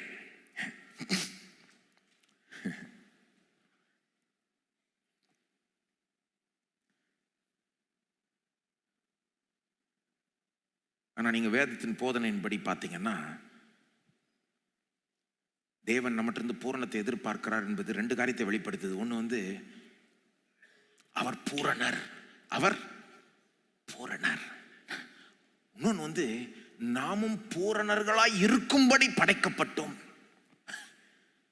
நாமும் பூரணர்களாய் இருக்கும்படி படைக்கப்பட்டோம். அவர் பூரணர். எங்க அவர் பூரணருங்க. நாமும் பூரணர்களாய் இருக்கும்படி படைக்கப்பட்டோம். சில காரியத்தில் பார்த்தீங்கன்னா மனுஷனே பூரணத்தை எதிர்பார்க்கிறான். ஒன்றும் இல்லை, ஹாஸ்பிட்டலுக்கு போறாங்க ஒருத்தர், அவங்களுக்கு ஹார்ட் சர்ஜரி நடக்கும் போது இதயத்தில் யாராவது கை வைக்க போறாங்கன்னா அந்த டாக்டர் பர்ஃபெக்டா இருக்கணும்னு எதிர்பார்க்க மாட்டோம். ஹார்ட் சர்ஜன் வந்து சும்மா இப்படி 35 வாங்கி பாஸ் ஆன ஆளா இருக்க கூடாது. உருப்படியா படிச்சு கிட்டத்தட்ட 100க்கு 100 வாங்கின ஆளா இருக்கணும். ஏன்னா இதயத்திலே கை வைக்கிறாங்க. இது என்ன விளையாடுற காரியம் கிடையாது. Heart surgeons have to be near perfect. அதை விட பிரெயின் சர்ஜன் சொல்றாங்க பாருங்க, கொஞ்சம் பாருங்க. நீங்க சொல்ல முடியாது பிரெயின் சர்ஜனா இருந்தா இப்படி லைட்டா அப்படி விரல் தவறிடுச்சு அங்க போய் அப்படியே லைட்டா குத்திடுச்சுன்னா சொல்ல முடியாது. பிரெயினே போயிடும் பாருங்க. அப்ப நம்ம ஹார்ட் சர்ஜன் இருந்து பிரெயின் சர்ஜன் இருந்து பெர்ஃபெக்ஷன் எதிர்பார்க்கிறோம், பூரணத்தை எதிர்பார்க்கிறோம் பாரு. மனுஷனே சில இதெல்லாம் பூரணத்தை எதிர்பார்க்கிறான், பூரணத்தை கடைபிடிக்கிறான். மைக்ரோ சிப் மேனுஃபேக்சரிங்லாம் பார்த்தீங்கன்னா நம்ம ஃபோனு, கம்ப்யூட்டர், மாடர்ன் டெக்னாலஜி எல்லாம், கேட்ஜெட்ஸ், மெடிக்கல் எக்யூப்மெண்ட், ஸ்கேன் எடுக்கிற எக்யூப்மெண்ட் இதெல்லாம் மைக்ரோ சிப்ல தான் வேலை செய்யுது. மைக்ரோ சிப் ரொம்ப சின்ன ஒரு சிப்பு பாருங்க. அந்த சிப் வந்து தயாரிக்கிற விதம் வந்து எப்படின்னா, தயாரிக்கப்படுற இடம் வந்து அவ்வளோ கிளீனா இருக்கணுமா. ஒரு சின்ன தூசி வந்தா எல்லாம் கெட்டுருமா அந்த சிப்பு, வேலை செய்யாது. அவ்வளோ பர்ஃபெக்டா இருக்கணும். அதுக்காக அவங்க ஏர் ஃபில்டர் வச்சு இல்லாத புரோட்டோகால்லாம் வச்சு பண்ணலன்னா போனும் வேலை செய்யாது, எதுவும் வேலை செய்யாதுங்க. இந்த மாடர்ன் டெக்னாலஜி உலகத்துல எதுவுமே வேலை செய்யாது. அப்போ மனுஷனும் சில காரியங்கள்ல அவன் ஒரு பூரணத்தை வெளிப்படுத்துறான் பாருங்க. மனுஷனுக்கே இவ்வளோன்னா கடவுள் எவ்வளோ. கடவுளும் பாருங்க ரொம்ப அப்படியே அவருடைய பர்ஃபெக்ஷனை நீங்க படைப்புல பார்க்கலாம்ல. சொல்லப்போனா கடவுள் இருக்கிறார் என்பதற்கு என்னங்க ஆதாரம்? சிலர் சொல்றாங்க ஒரு ஆதாரம், நிறைய ஆதாரம் இருக்கு. ஒரு ஆதாரம்னா the fine tuning of the universe. the fine tuning இன்ஸ்ட்ருமெண்ட்லாம் டியூன் பண்ணியிருக்காங்க பாருங்க. ஒவ்வொரு நோட்டும் டியூன் பண்ணப்பட்டிருக்கு. அதனால தான் எல்லாம் ஒன்றா சேர்ந்து வாசிக்கிறப்போ அது உங்களுக்கு இனிமையா கேட்குது. இல்லைன்னா கந்த ஓலமா இருக்கும். ஃபைன் டியூன், அது வந்து கரெக்டாக டியூன் பண்ணி வச்சிருக்காங்க பர்ஃபெக்டா. அந்த மாதிரி தேவன் வந்து உலகத்தையே டியூன் பண்ணி வச்சிருக்காராம். செட்டிங்கை வந்து அப்படி துல்லியமா பர்ஃபெக்டா வச்சிருக்கிறாராம். நீங்க போய் சாட் ஜிபிடில கூகுள் அடிச்சு பாருங்க, fine tuning of the universe அப்படின்னு அடிச்சீங்கன்னா எப்படி நம்ம போனுக்கு செட்டிங் இருக்குதோ, ஏசி கூட செட்டிங் இருக்குது பாருங்க. ஒரு டெம்பரேச்சர் செட் பண்ணியிருக்காங்க, அது மாதிரி வேலை செய்யுது. எல்லாத்துக்கும் ஒரு செட்டிங் இருக்குல்ல. உலகத்துக்கே சில செட்டிங் இருக்குன்னு சொல்றாங்க பாருங்க. அதுக்கு பேர் வந்து ஃபண்டமெண்டல் கான்ஸ்டன்ட்ஸ் சொல்றாங்க. அதாவது புவி ஈர்ப்பு சக்தி எடுத்துக்கோங்க, அதுல இருக்கிற அந்த கான்ஸ்டன்ட் சொல்லுவாங்க பாருங்க. அதாவது புவி ஈர்ப்பு வந்து கரெக்டா செட் பண்ணியிருக்காராம் கடவுள். கொஞ்சம் இப்படி அப்படி செட் பண்ணியிருந்தா எல்லாம் கெட்டு இருக்கும். லேசா இப்படி நவுத்தி இருந்தா புவி ஈர்ப்பு வந்து ரொம்ப வீக்கா இருந்ததுன்னா எதுவுமே ஒட்டாதான். புவியீர்ப்பு இன்னும் கொஞ்சம் ஸ்ட்ராங்கா இருந்ததுன்னா ரொம்ப ஓவரா ஈர்க்கப்படும். ஒரு ஆட்டம் அந்த ஆட்டம்குள்ள இருக்கிற அந்த எலக்ட்ரான்ஸ், ரொம்ப சயின்ஸுக்குள்ள போயாச்சு. வேணாம், நீங்க போய் அடிச்சு பாருங்க ChatGPT-ல fine tuning of the universe. இது ரொம்ப ஒரு மிக சிறந்த ஒரு argument for the existence of God. கடவுள்னு ஒருத்தர் இருக்கார், இல்லைன்னா ஒருத்தர் எப்படி இவ்வளோ பர்ஃபெக்டா அவ்வளோ துல்லியமா செட் பண்ண முடியும்? இது வந்து அப்படியே சும்மா அப்படியே தற்செயலாக நடந்திருக்கவே முடியாது. யாரோ வந்து நாமெல்லாம் வாழணும்னு விரும்பி வேணுக்குன்னு இப்படி செட் பண்ணி வச்சிருக்கிறாங்க. யாரு? கடவுள். அவருடைய பர்ஃபெக்ஷனை வெளிப்படுத்துது அது. சரிங்களா? அதான் சொல்ல வரேன். அப்ப அவர் பர்ஃபெக்டா இருக்காரு, நம்மகிட்ட இருந்து பர்ஃபெக்ஷன் எதிர்பார்க்கிறாருன்னா அது ஒரு அது வந்து அவருடைய மகிமையை காண்பிக்குது ஒழிய அவர் நம்ம தப்பா செய்யறாருன்னு ஒன்றும் கிடையாது. அது மட்டும் இல்ல, என்ன வெளிப்படுத்துது? நாமும் பர்ஃபெக்டா இருக்கும்படி படைக்கப்பட்டோம். நாம் எப்படி படைக்கப்பட்டோம்? அவருடைய சாயல்லையும் அவருடைய ரூபத்திலையும் படைக்கப்பட்டோம். ஆக்சுவலா நம்மளெல்லாம் பர்ஃபெக்டா இருக்கும்படி படைச்சிருக்கிறாரு. இது வந்து ஒரு சின்ன பிள்ளைக்கு தெரியும், பெரியவங்களுக்கு தான் தெரிய மாட்டேங்குது. ஏன்னா பெரியவங்க தப்பு செஞ்சு பழகிட்டாங்க, அவ்வளவுதான் இப்போ வாழ்க்கைன்னு. நீங்க சின்ன பிள்ளைய பாருங்க, அது ஃபர்ஸ்ட் தப்பு செய்யறப்போ உடனே அதுக்கு ரொம்ப இதாயிடும். ஐயோ நான் தப்பு செஞ்சிட்டேன் அப்படின்னு பெரிய என்னமோ நடந்துட்ட மாதிரி வரும். நாம என்ன பண்ணுவோம்? ஒன்னும் இல்லம்மா, பரவாயில்ல, அது ஒன்னும் இல்லை அப்படின்னுவோம். நம்ம பழகிட்டோம்ல. ஆனா அந்த பிள்ளைக்குள்ள கடவுள் அந்த ஒரு எண்ணத்தை வச்சுட்டாரு, நீ பர்ஃபெக்டா இருக்கும்படி உண்டாக்கப்பட்டாய். ஏன் பர்ஃபெக்டா இல்ல? நம்மளால ஏன் பர்ஃபெக்டா இருக்க முடியல? ஏன்னா பாவம் ஒரு சக்தி நமக்குள்ளாக வேலை செஞ்சு நம்மளை கெட்டு போக செய்து. பாவம் எப்படிப்பட்டதுன்னா, ரூல் போட்டா உடைக்கணும்னு ஒரு விருப்பம் வருது நமக்கு. ஒரு பிள்ளைட்ட கூட நீங்க சொல்லுங்க இந்த கோடை தாண்டாதன்னா உடனே என்ன நினைச்சிட்டு இருக்கு? கோடை எப்படியாவது தாண்டணும். என்னைக்கு ரூல் போட்டோமோ அன்னைக்கே வந்து உள்ள அந்த ரூலை உடைக்கணும், கடைபிடிக்க கூடாதுன்ற ஒரு விருப்பம் பாருங்க. அதான் பாவத்தினால இருக்கிற அந்த ஒரு இது. அப்ப கடவுள் இப்படிதான் வாழணும், நீ அப்படிதான் வாழணும்னு சொல்றாரு. அவர் ரூலை பார்க்க நம்ம என்ன பண்றோம்? கடைசியில் அதை கடைபிடிக்காம போய் அவர் எதிர்பார்க்கிற நீதியை நம்ம தராம போய் விடுகிறோம். ஆகவே நாம பர்ஃபெக்டா இருக்கும்படி உண்டாக்கப்பட்டிருக்கிறோம். அது மட்டும் இல்ல, ஒரு நாள் நம்மளை பர்ஃபெக்டா தேவன் மாத்துவார். உண்மைதானே? நம்புறீங்களா நீங்க? ஒரு நாள் நம்மளை பர்ஃபெக்டா மாத்துவாருங்க. ஒரு பிழை குறை இல்லாம பாவம் மற்றவர்களாய் நம்மளையும் மாற்றி விடுவார். இயேசு திரும்ப வரும்போது அப்படிப்பட்ட விதத்தில் நாம் மாற்றப்படுவோம். நம்புறீங்களா? அந்த நம்பிக்கை இருக்குதா உங்களுக்கு? கொஞ்சம் யோசித்து பாருங்க. ஒரு நாள் வரும், உங்கள்கிட்ட ஒரு பிழை குறை கூட இருக்காது. உள்ள வெளியே எல்லாமேங்க. மகிமையான சரீரத்தை கூட தேவன் நமக்கு கொடுப்பாராம். ஒரு பிழை கூட நம்மகிட்ட இருக்காது. அப்ப அப்படிப்பட்ட நாள் வருது. அப்படிதான் உண்டாக்கப்பட்டோம், அப்படிப்பட்ட நாள் வருது. இப்ப நடுவில் வாழ்ந்துகிட்டு இருக்கோம். அவ இதெல்லாம் மனதில் வைக்கிறப்போ அவர் ஒன்றும் தப்பான காரியத்தை எதிர்பார்க்கல. அவர் எதிர்பார்க்கறது கரெக்ட் தான். நம்மளால தர முடியாது, நம்ம தப்பு. எந்த மனுஷனும் அவருக்கு முன்பாக நிற்கிறதுக்கு தகுதி இல்லாதவனாய் இருக்கிறான். ரோமர் 3 பாருங்க. ரோமர் 3:20. ரோமர் 3:20. பாவத்தை அறிகிற அறிவு நியாயப்பிரமாணத்தினால் வருகிறபடியால். அதான் சொன்னேன்ல, எங்க ரூல் இருக்குதோ அங்கதான் பாவம் செய்யணும் போல நமக்கு தோணுது. அங்கதான் நம்ம பாவிகள் என்ற அறிவும் நமக்கு அதிகமாய் வருது. கடவுளுடைய நியாயப்பிரமாணத்தை பார்க்க தான் நமக்கு தெரியுது, ஓஹோ நம்ம இதெல்லாம் கடைப்பிடிக்காம விட்டுட்டோமே. அதான் சொல்ற, பாவத்தை அறிகிற அறிவு நியாயப்பிரமாணத்தினால் வருகிறபடியால் எந்த மனுஷனும் நியாயப்பிரமாணத்தின் கிரியைகளினாலே தேவனுக்கு முன்பாக நீதிமானாக்கப்படுவது இல்லை. கடவுள் சொன்னதெல்லாம் நான் செஞ்சு அவருக்கு முன்பாக நீதிமானாய் காணப்படுகிறேன் என்று ஒரு மனுஷன் நினைப்பான், ஆனால் ஏமாந்து விடுவான். என்ன எந்த அளவுக்கு கடவுள் சொன்னதை செய்ய பார்க்கறானோ அந்த அளவுக்கு கடவுள் சொன்னதை செய்யாம போயிடுவான். நியாயப்பிரமாணத்தின் கிரியைகளினாலே தேவனுக்கு முன்பாக நீதிமானாக்கப்படுவது இல்லை. நற்கிரியினால தேவனுக்கு முன்பாக நீதிமானாக்கப்படுவது இல்லை. எந்த மனுஷனும் அந்த விதத்தில் நீதிமானாக்க முடியாது. கடவுள் சொன்னதை நான் செஞ்சிடறேன், நல்லதை செஞ்சிடறேன், அதனால அவர்கிட்ட இருந்து நீதிமான்ற பேரை வாங்கிடுறேன் அப்படின்னு நினைச்சா சான்ஸே கிடையாது, முடியவே முடியாதுன்றதான் பவுல் சொல்லுகிறார். இந்த வழி க்ளோஸ்ட். நல்லதை செஞ்சு அவர்கிட்ட நல்ல பேர் எடுக்க முடியாது. எப்படிங்க நல்லதை செஞ்சு அவர்கிட்ட நல்ல பேர் எடுக்க முடியாது. ஏன்னா அவர் பூரணரா இருக்கணும்னு எதிர்பார்க்கிறார். அவர் அளவுக்கு யாருமே பூரணரா நல்லது செய்ய முடியல. ஆகவே தேவன் என்ன பண்றாரு, இன்னொரு வழியை நமக்கு கொடுக்கிறார். இந்த வழியை தான் ஃபர்ஸ்ட் இருந்தே கொடுக்க சித்தம் கொண்டார் அவர். அது என்ன வழி? கிருபையாய் நம்மை நீதிமானாய் ஏற்றுக்கொள்கிறார். கிருபையினாலே, எல்லாம் சொல்லுங்க கிருபையினாலே, கிறிஸ்துவினாலே நம்மளை நீதிமானாய் ஏற்றுக்கொள்கிறார். எல்லாம் சொல்லுங்க கிறிஸ்துவினாலே. கிறிஸ்துவுக்குள் நம்மை நீதிமான்களாய் ஏற்றுக்கொள்கிறார். எல்லாம் சொல்லுங்க கிறிஸ்துவுக்குள்.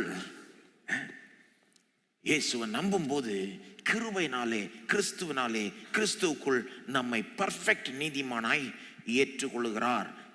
ரோமர் 3 பாருங்க. நம்ம ரோமர் 3 தான் இருக்கிறோம். 23 பாருங்க. அந்த வழியில யாரும் நீதிமான் ஆக முடியாது. எந்த வழியில? நல்லது செஞ்சு அப்படி நீதிமானா கடவுளுடைய பார்வையில இருக்க முடியாதுன்னு சொல்லிட்டு ரோமர் 3 சொல்றாரு பாருங்க.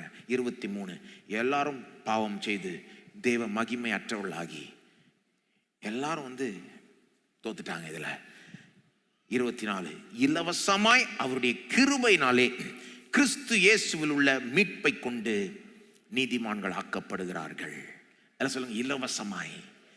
ஓ, இலவசமாய் அப்படின்னா இதை சம்பாதிக்கல, இதை பெறத்துக்கு நாம செஞ்சு நம்மளே தகுதிப்படுத்தல. இலவசமாய் அவருடைய கிருபையினாலே, கிரியையினாலே இல்ல, கிருபையினாலே. எல்லாம் சொல்லுங்க அவருடைய கிருபையினாலே கிறிஸ்து இயேசுவில் உள்ள மீட்பை கொண்டு. எல்லாம் சொல்லுங்க கிறிஸ்து இயேசுவில் உள்ள மீட்பை கொண்டு நீதிமான்கள் ஆக்கப்படுகிறார்கள். கிறிஸ்து இயேசுக்குள்ளதான் நடக்குது. அவருடைய மீட்பை கொண்டுதான் இது நடக்குது.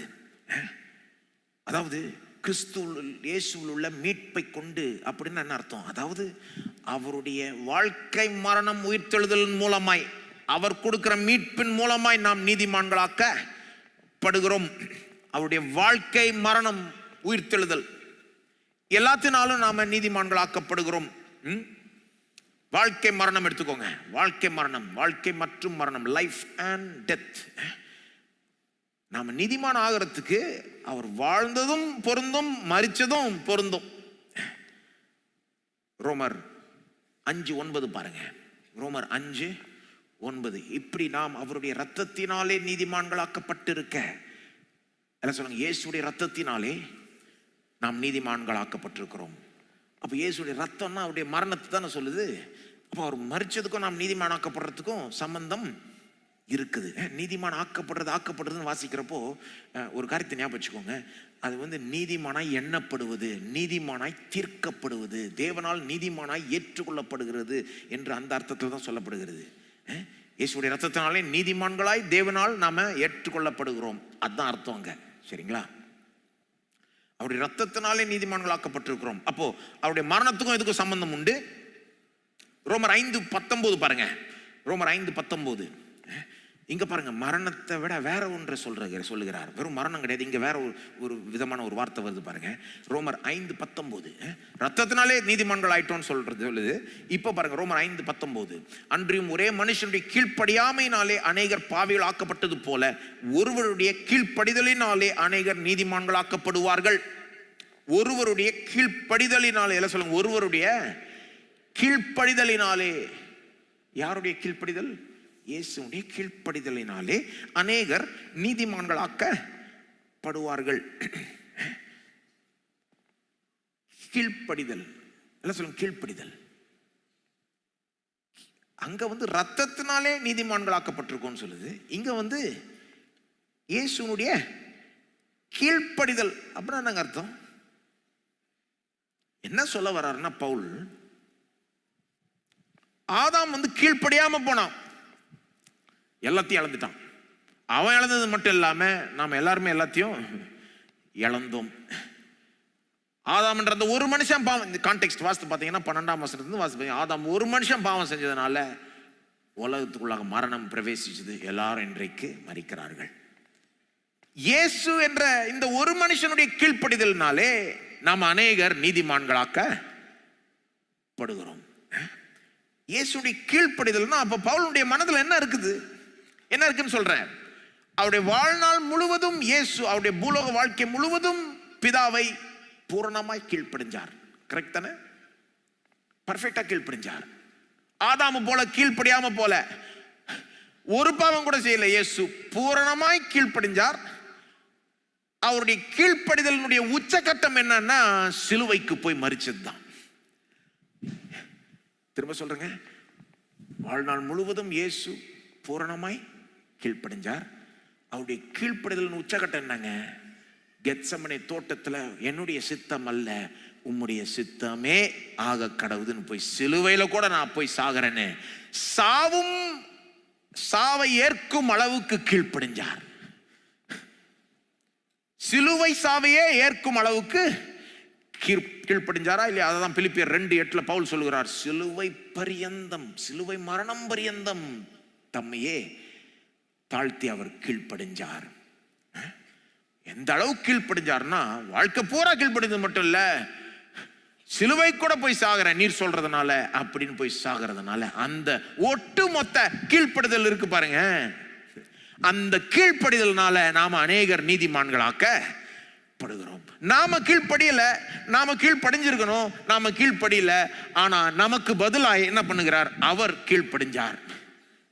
நமக்கு பிரதிநிதியாய் அவர் கீழ்ப்படிஞ்சதுனால நாம நீதிமான்கள் ஆக்கப்படுகிறோம். ஏற்கனவே சொல்லிட்டேன், அவர் பூரண நீதி எதிர்பார்க்கிறாரு, நாம அவர் எதிர்பார்க்கறது தர முடியல. ஆனா இயேசு தந்தார் இல்லையா? இயேசு பூரண நீதியை கடைபிடிச்சாருங்க, நிறைவேற்றினார். இயேசுடைய வாழ்க்கையை பாருங்க. நம்மை போல எல்லாவற்றிலும் சோதிக்கப்பட்டும் பாவம் செய்யாதிருந்தார். எபிரேயர் 4:15 சொல்லுது. எல்லாவற்றிலும் நம்மளை போல சோதிக்கப்பட்டாலும் ஆனா பாவம் செய்யவில்லையா? அப்ப கொஞ்சம் யோசித்து பாருங்க, இயேசுவை ஒரு 10 வயசு பிள்ளையா யோசித்து பாருங்க, கொஞ்சம் கற்பனை செஞ்சு பாருங்க, வித்தியாசமா இருந்திருப்பாரு. ஏன்னா 10 வயசு பிள்ளை பாவம் செய்யும். என்னங்க, எல்லா பிள்ளைகளும் பாவம் இருக்குங்க, நம்ம பிள்ளைகள் கூட தான். எல்லா மனிதர்களுக்குள்ளாகவும் பாவம் இருக்கு இல்லையா? ஆனா இயேசுக்குள்ள இல்லை, அவர் பாவமற்றவர். அப்ப அவர் 10 வயசா இருக்கிறப்போ அவர் பாவம் செய்யவில்லை. 15 வயசுல இயேசுவை யோசித்து பாருங்க, அல்லது 18, 20 வயசு ஒரு வாலிபராய் எப்படி இருந்திருப்பாரு கொஞ்சம் யோசித்து பாருங்க. ஒரு வாலிபருக்கு எப்படிப்பட்ட சோதனைகள் வரும் பாருங்க. எபிரேயர் 4:15 சொல்லுது, எல்லாவற்றிலும் நம்மை போல சோதிக்கப்பட்டும் பாவம் செய்யாது இருந்தார். நாம எப்படி சோதிக்கப்படுறோம்? வெளியிருந்து ஒரு சோதனை வருது, ஆனா நமக்கும் உள்ள பாவம் செய்யணும் போல ஒரு ஆசை இருக்கு, அதனாலதான் அது கொக்கி போட்டு நம்மளை இழுத்துருது. ஆனா இயேசு வித்தியாசம் பாருங்க, வெளியிலிருந்து சோதனை வருது, அவருக்குள்ள பாவம் செய்யணும்னு ஆசையே இல்லை. ஆனால என்ன சோதனை வந்தாலும் கொக்கி விழ மாட்டேங்குது அவருக்கு. அவர் ஒரு பாவம் கூட செய்யவே இல்லை, பூரணமாய் வாழ்ந்தார். பிதா சொன்ன எல்லாத்தையும் செஞ்சார். பாவம் செய்யாம இருந்தான்றது மட்டும் இல்ல, செய்ய வேண்டியது எல்லாத்தையுமே செஞ்சார். பாவம் செய்யாம இருந்தார்ன்றது மட்டும் இல்லைங்க, எல்லா நீதியையும் செஞ்சார். ஞானஸ்தானத்துக்கு போறாரு இல்லையா? யோவான் ஸ்நானன்கிட்ட போறாரு, ஞானஸ்தானம் கொடுன்றார். யோவான் ஸ்நானன் சொல்லுகிறாரு, ஐயோ உமக்கு போய் நான் எப்படி ஞானஸ்தானம் கொடுக்குறது? இயேசு என்ன சொல்றாரு? இல்ல, நீ கொடுக்கணும், ஏன்னா எல்லா நீதியையும் நிறைவேற்றும்படி நான் இதை செய்யறேன்றாரு. இதையும் நான் செய்யணும், பிதா என்ன செய்ய சொல்லியிருக்காரு, நானே செய்யறேன், கொடு நின்றாரு. செய்ய வேண்டியது எல்லாத்தையும் செய்யறார். கொஞ்சம் யோசித்து பாருங்க. ஒரு இடத்துல சொல்றாரு, பிதாவை எல்லாவற்றிலும் நான் பிரியப்படுத்துறேன்றாரு. யோவான் 8:29. அதுவும் அவர் செய்யற விதமே வேறங்க. இப்ப உலகத்திலாம் பாத்தீங்கன்னா, நீங்க ஒருத்தர் நல்லது செய்வாங்கன்னா, தானம் தர்மம் செய்யறாங்கன்னா, நிறைய பேர் ஏன் செய்யறாங்கன்னா, இதனால அவங்களுக்கு ஏதோ ஒண்ணு பிறகு கிடைக்கும்ன்றதுக்காக செய்யறாங்க. ஒருத்தர் பிச்சை கேட்கறாங்கன்னா அவங்க எப்படி யோசிக்கிறாங்க? இன்னைக்கு உங்களுக்கு கொடுக்காம போயிட்டா நாளைக்கு நமக்கு கிடைக்காம போயிடுமோ, கர்மான்னு ஒன்று இருக்குல்ல அப்படின்றாங்க. அப்ப நம்ம செய்யறது தான் நமக்கு திரும்ப வரும், அப்போ எதுக்கும் செஞ்சிருவோம், அப்ப நாளைக்கு நமக்கு ஏதோ நல்லது நடக்கிறதுக்கு வாய்ப்பு இருக்குது. ஒருத்தருக்கு ஏன் உதவி செய்யறாங்கன்னா, அநேக நேரம் இவங்களுக்கு உதவி செஞ்சா நாளைக்கு ஒருவேளை இவங்க நமக்கு ஏதாவது செய்வாங்க அப்படின்னு ஒரு எதிர்பார்ப்போட தான். அப்போ சிலர்லாம் நல்லது செய்யறதுக்கு வேற நோக்கம் இருக்குது பாருங்க. இயேசு எந்த நோக்கத்தோட பிதாவுக்கு கீழ்ப்படிஞ்சார்? பிதா சொல்றது எல்லாத்தையும் ஏங்க செஞ்சாரு? நல்லது ஏங்க செஞ்சாரு? எவ்வளோ பேரை போய் சுகமாக்கினாரு, எவ்வளோ பேருக்கு உதவி செய்தாரு. ஏன் செஞ்சாரு? அப்பதான் பிதாவிட்டு இருந்து ஏதோ தயவு பெறலாம், அவருடைய தேவை சம்பாதிக்கலான்றதுக்காகவா? கிடையாது. வரது ஏதோ அவருக்கு அதனால கிடைக்கும்ன்றதுக்காகவா? கிடையாது. பிதாவை அப்படி அவர் அன்பு கூர்ந்தார், அன்பின் நிமித்தமாய் செய்தார். யோவான் 14:31 சொல்றாரு, நான் பிதாவை அன்பு கூறுறேன்றது உலகமே பார்க்கணுன்றதுக்காக நான் சிலுவைக்கு போய் சாகிறேன்றாரு. பிதாவின் மேல அவருக்கு அவ்வளவு அன்பு. பிதா சொல்றது எல்லாத்தையுமே செய்யறார். என்னுடைய சித்தம் அல்ல உம்முடைய சித்தமே ஆக கடவுது. அப்படியே மனிதர்களை விட தலையில பாருங்க இயேசு. மனுஷன் ஒரு கட்டளையை கூட கரெக்டா கடைபிடிக்க முடியல. ஒண்ணு இல்லைங்க, நீங்க ஒரு கட்டளையில நம்ம எல்லாம் ஃபெயிலு. எந்த கட்டளை தெரியுமா? ஃபர்ஸ்ட் கட்டளை என்னது? உன் தேவனாகிய கர்த்தரை உன் முழு இதயத்தோடு, உள்ளத்தோடு, ஆத்மாவோடு, பலத்தோடு, மனதோடு அன்பு கூறுவாயாக. எந்த மனுஷன் நெஞ்சை தட்டு சொல்ல முடியும் நான் கடவுளை முழு உள்ளத்தோடு, பலத்தோடு, ஆத்மாவோடு அன்பு கூர்ந்துட்டேன்னு யாராவது சொல்ல முடியுமா? சொல்லவே முடியாது. அங்கேயே அவுட்டு. இயேசு ஒருத்தர் தான் அதை செஞ்சார். அன்பு நிமித்தமாய் பிதா சொன்னது எல்லாத்தையும் செஞ்சார். அவருடைய கீழ்ப்படுதல் உச்சகட்டம் என்னது? சிலுவைக்கு போகிறேன்னு சொன்னதுதான் உச்சகட்டம். அப்போ அவ்வளவு கீழ்ப்படிதலும் பவுல் மனதில் வைத்துதான் சொல்லுகிறார். ரோமர் 5:19 ஒரு மனுஷனுடைய கீழ்ப்படிதலினாலே, ஒருவருடைய கீழ்ப்படிதலினாலே அநேகர் நீதிமான்களாக்கப்படுவார்கள். நாம கீழ்ப்படியல, அதனால நாம நீதிமான் ஆக்கப்பட முடியாது. ஆனா அவர் கீழ்ப்படிந்ததுனால நாம நீதிமான்களாய் ஆக்கப்படுகிறோம், நீதிமான்களாய் எண்ணப்படுகிறோம், நீதிமான்களாய் தீர்க்கப்படுகிறோம். அவருடைய கீழ்ப்படிதலின் அடிப்படையில் அவருடைய வாழ்க்கை அப்படிப்பட்ட மரணத்தில் போய் முடிஞ்சதே. மரணத்தில் உச்ச நிலைக்கு வந்த அவருடைய பூர்ண கீழ்ப்படிதலின் வாழ்க்கை நிமித்தமாய் நாம நீதிமான்களாய் ஏற்றுக்கொள்ளப்படுகிறோம். கிறிஸ்துவினாலே நாம நீதிமான்களாய் ஏற்றுக்கொள்ளப்படுகிறோம். கிறிஸ்துவனாலதான் நம்ம பாவம் மன்னிக்கப்படுது. நாம பாவத்துக்கான விலையை நாம செலுத்தல, கிறிஸ்து செலுத்திட்டார். ஆனா நாம செலுத்திட்டது போல தேவன் எடுத்துட்டார். அதே போலதான் நாம நீதியா வாழல, ஆனா கிறிஸ்து வாழ்ந்துட்டார். ஆகவே நம்மை நீதிமானாய் தேவன் ஏற்றுக்கொள்ளுகிறார். இது எப்படின்னு கேட்டீங்கன்னா இப்படி சொல்லலாம். 2 கொரிந்தியர் 5:21 படி ஒரு எக்ஸ்சேஞ்ச் நடக்குது. எக்ஸ்சேஞ்ச் சொல்லுங்க. எக்ஸ்சேஞ்ச்னா அதான், நீங்க ஒரு பழைய போனை கொடுத்து புது போன் வாங்குறீங்க, பழைய காரை கொடுத்து புது கார் வாங்குறீங்க. பொதுவா இந்த எக்ஸ்சேஞ்ச் ஆஃபர்ல உங்களுக்கு லாபம் வராதபடி பண்ணிடுவாங்க இல்லையா? ரொம்ப லாபம் நமக்கு கிடைக்காதபடி எப்படி பண்ணணுமோ அப்படி எக்ஸ்சேஞ்ச் ஆஃபர் கொடுப்பாங்க. ஆனா தேவன் பாருங்க, அவர் என்ன ஆஃபர் கொடுக்குறாரு? அவர் என்ன சொல்றாரு? நீ என்கிட்ட வா, பாவியா வா, உன் பாவத்தை நான் எடுத்துக்கிறேன், என் நீதியை உனக்கு தருகிறேன். எக்ஸ்சேஞ்ச். இயேசுக்கு நடந்தது எல்லாத்தையுமே ஒரு எக்ஸ்சேஞ்சின் மூலமா நம்ம புரிஞ்சுக்கலாம். 2 கொரிந்தியர் 5:21 அதை சொல்லுது பாருங்க நமக்கு. அதாவது இயேசுக்கு என்னென்ன நடந்ததோ, ஏன் நடந்ததுன்னா நமக்கு அதனுடைய நேர் எதிரான பாக்கியம் கிடைக்கணும். இயேசு ஏன் பாவமானார்? நாம நீதி ஆகும்படி. இயேசு ஏன் மரித்தார்? நாம வாழும்படி.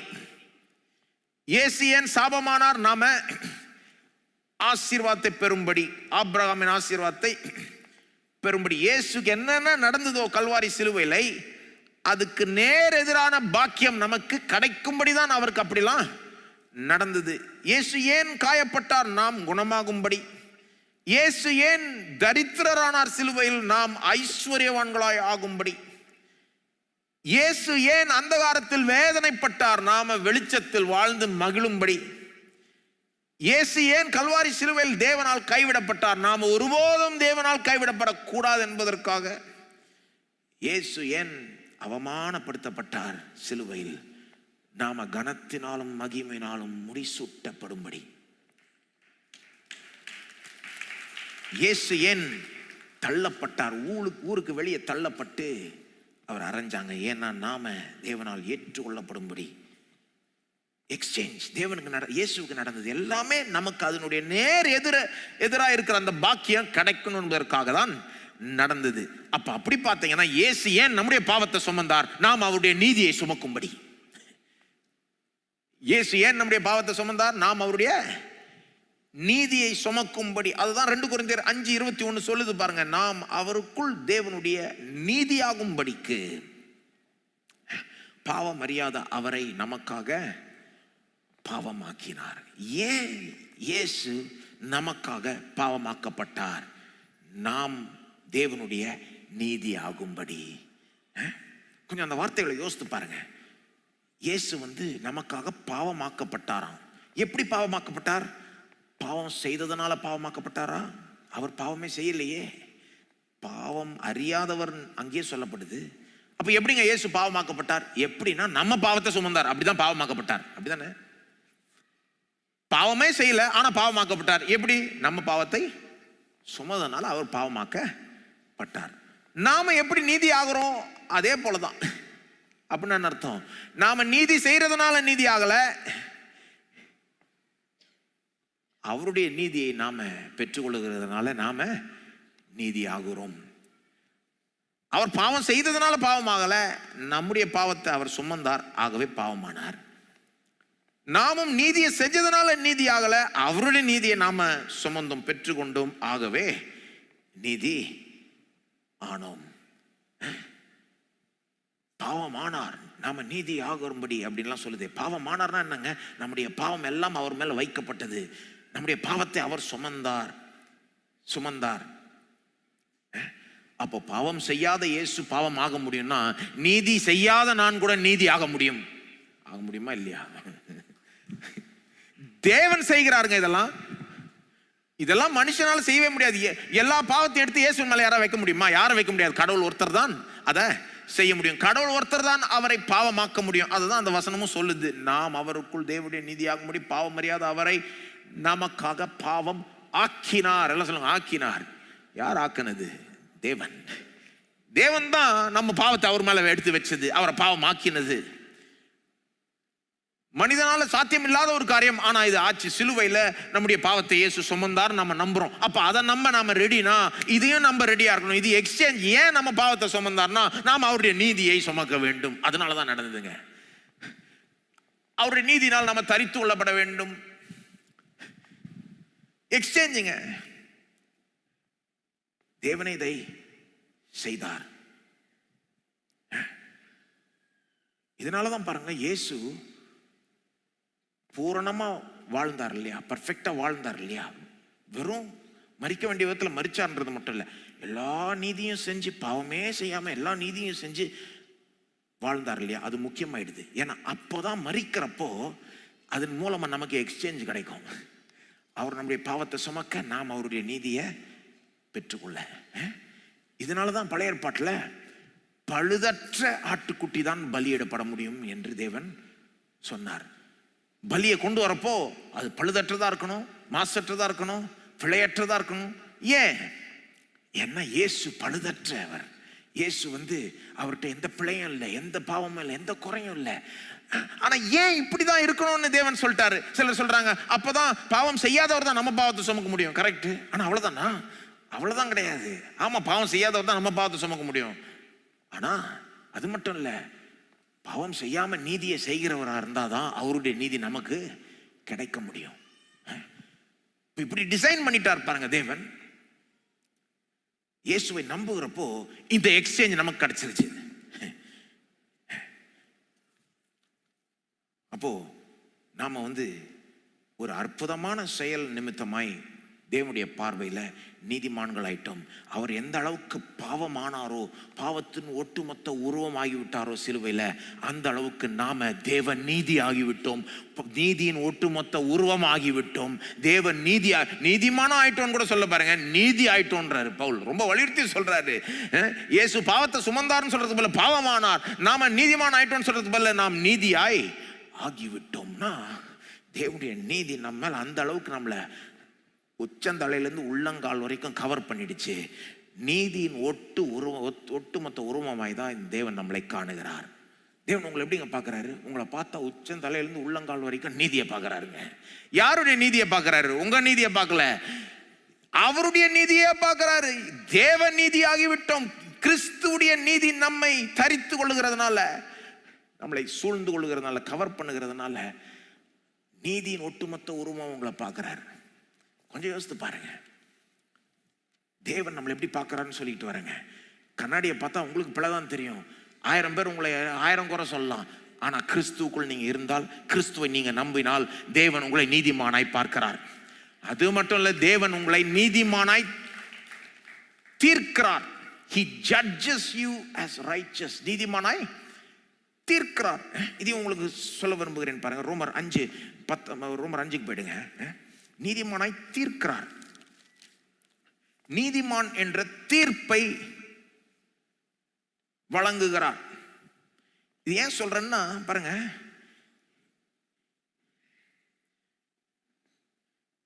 தமிழ் பைபிள்ல ரோமர் 3:4-5 இந்த நாம நீதிமான் ஆனோன்ற அந்த இதை பார்க்குறப்போ எப்படி வரும்னா, நீதிமான ஆக்கப்பட்டிருக்கிறோம், நீதிமான ஆக்கப்பட்டிருக்கிறபடியால் மொழிபெயர்த்திருக்கிறதுனால சிலர் இதை எப்படி புரிஞ்சுக்கிறாங்க, நாம் நீதிமான்கள் ஆக்கப்பட்டிருக்கிறோம்னா அதை எப்படி எடுத்துக்கிறாங்க, ஓ நாம நீதி செய்கிறவர்களாய் மாறிட்டோம், இப்போ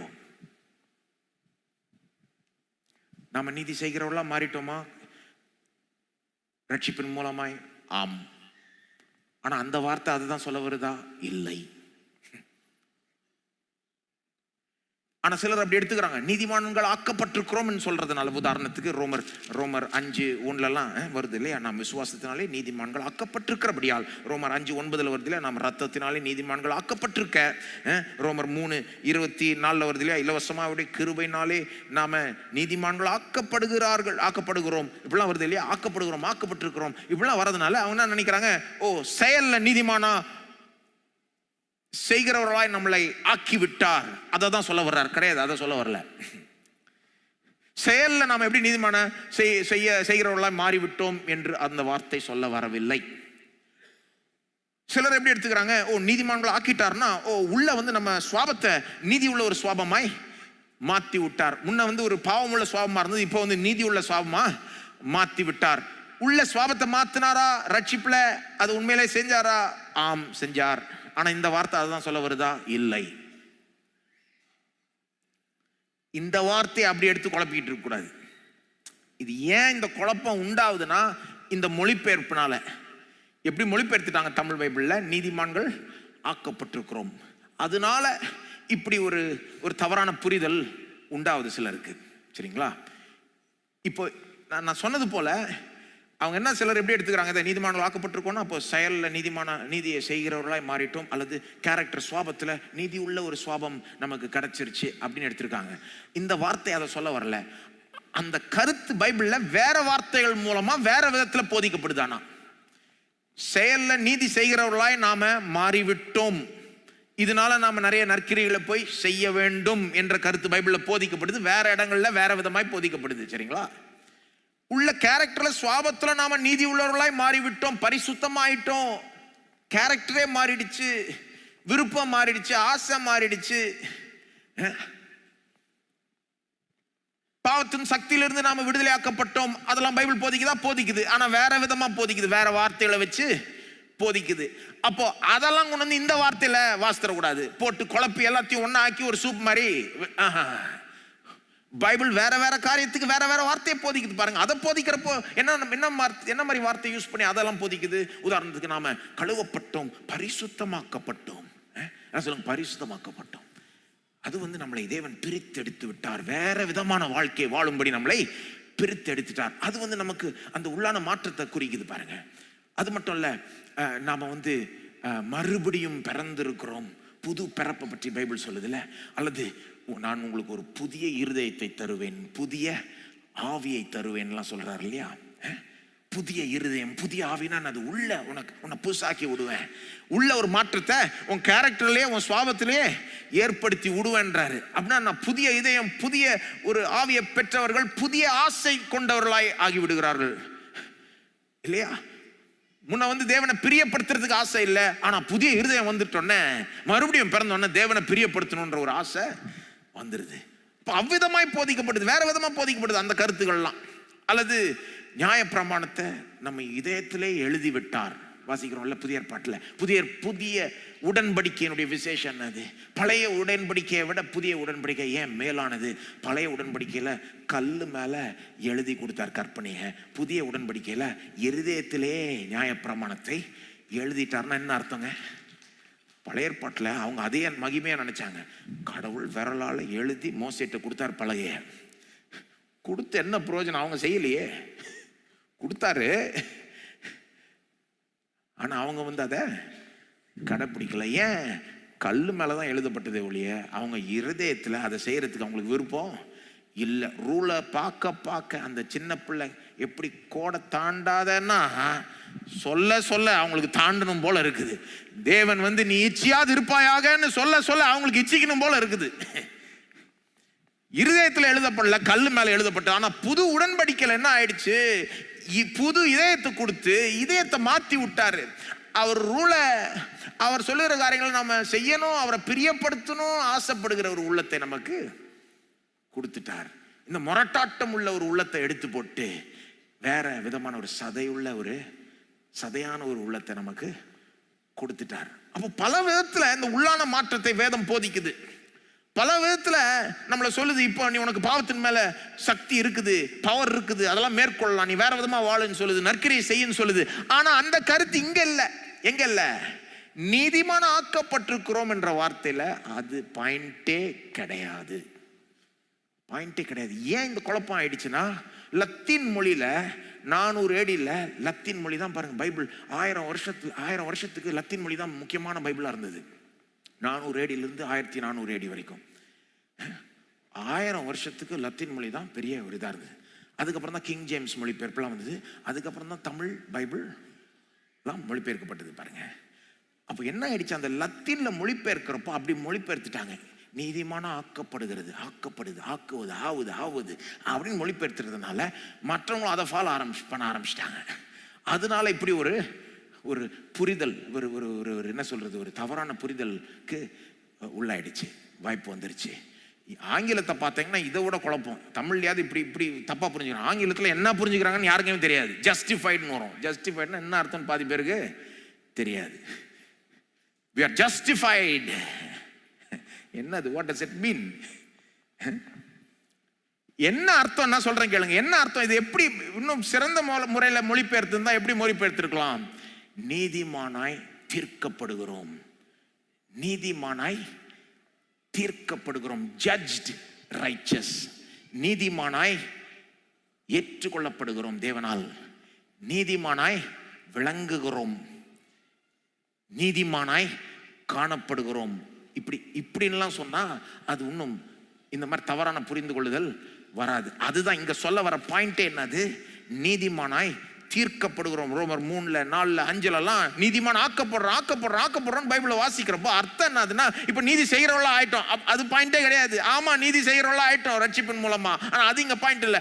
நீதிமானாய் தீர்ப்பு பெற்று விட்டோம். தேவன் நம்மளை நீதிமானாய் காணுகிறார், நீதிமானாய் ஏற்றுக்கொள்கிறார். எவ்வளவு பெரிய பாயிண்ட் இது! கோட்டை விட்டுறாங்க. இதை இந்த நீதிமான ஆக்கப்படுறோன்றதை வச்சு திரும்பவும் கிரியையின் அடிப்படையில் ஒரு நீதிக்குள்ள போயிடுறாங்க ஜனங்க. அப்ப நீதி செய்யலாம், அப்பதான் அவர் நீதிமான ஏற்றுக்கொள்வார். கிடையாது. குழப்படி பாருங்க. இந்த குழப்படியை இப்ப நம்ம சிக்கல் எடுத்து விடுறதுக்குள்ள நமக்கு எப்படி பாருங்க, இந்த சத்தியத்தை மூடி மறைக்கிறதுக்குன்னே எவ்வளோ என்ன சொல்றது சக்திகள் வேலை செய்து கொண்டு வருகிறது. அதான் நான் சொல்லுவேன். சத்தியம் என்ன பாயிண்ட்? என்ன தெரியுமா சொல்ல வராருங்க? என்ன தெரியுமா சொல்ல வராரு? நாம நீதிமான்களை தீர்க்கப்படுகிறோம். தேவன் அப்படிப்பட்ட தீர்ப்பை வழங்கி விட்டார். இதை தமிழ் பைபிள்ல ஓரளவுக்கு பார்த்துடலாம் பாருங்க. நீங்க கவனமா வாசித்தீங்கன்னா ஓரளவுக்கு பார்த்துடலாம். ரோமர் 5, நான் சொல்றதெல்லாம் நம்பணும்னு கூட அவசியம் இல்லை. நீங்க பைபிளை உருப்படியா வாசித்தீங்கனாலே பார்த்துடலாம். ரோமர் 5 பாருங்க. உதாரணத்துக்கு 16ஆம் வசனம் பாருங்க. இது ஒரு தீர்ப்புங்க. தேவன் உங்கள் மேல் வழங்கி இருக்கிற ஒரு தீர்ப்பு. தேவன் உங்களை பார்த்து நீதிமான் சொல்லிட்டாரு. எவ்வளவு பெரிய விஷயம்! இதை கரெக்டா புரிச்சுக்கணும் பாருங்க. மேலும் ஒருவன் பாவம் செய்ததினால் உண்டான தீர்ப்பு தேவன் அருளும் ஈவுக்கு ஒப்பானதல்ல. தீர்ப்புன்னு எத்தனை தடவை இங்க வருது பாருங்க. ரோமர் 5:16. ஏற்கனவே சொல்லிட்டேன். கான்டெக்ஸ்டின் படி 2 காரியத்தை கான்ட்ராஸ்ட் பண்றாரு. ஆதாம் செய்த பாவத்தினால என்ன விளைவு உண்டாச்சு, இயேசுனுடைய கீழ்ப்படிதல்னால என்ன விளைவு உண்டாச்சு. அப்போ ஆதாம் செய்த பாவத்தினால ஒரு தீர்ப்பு உண்டாச்சாம்.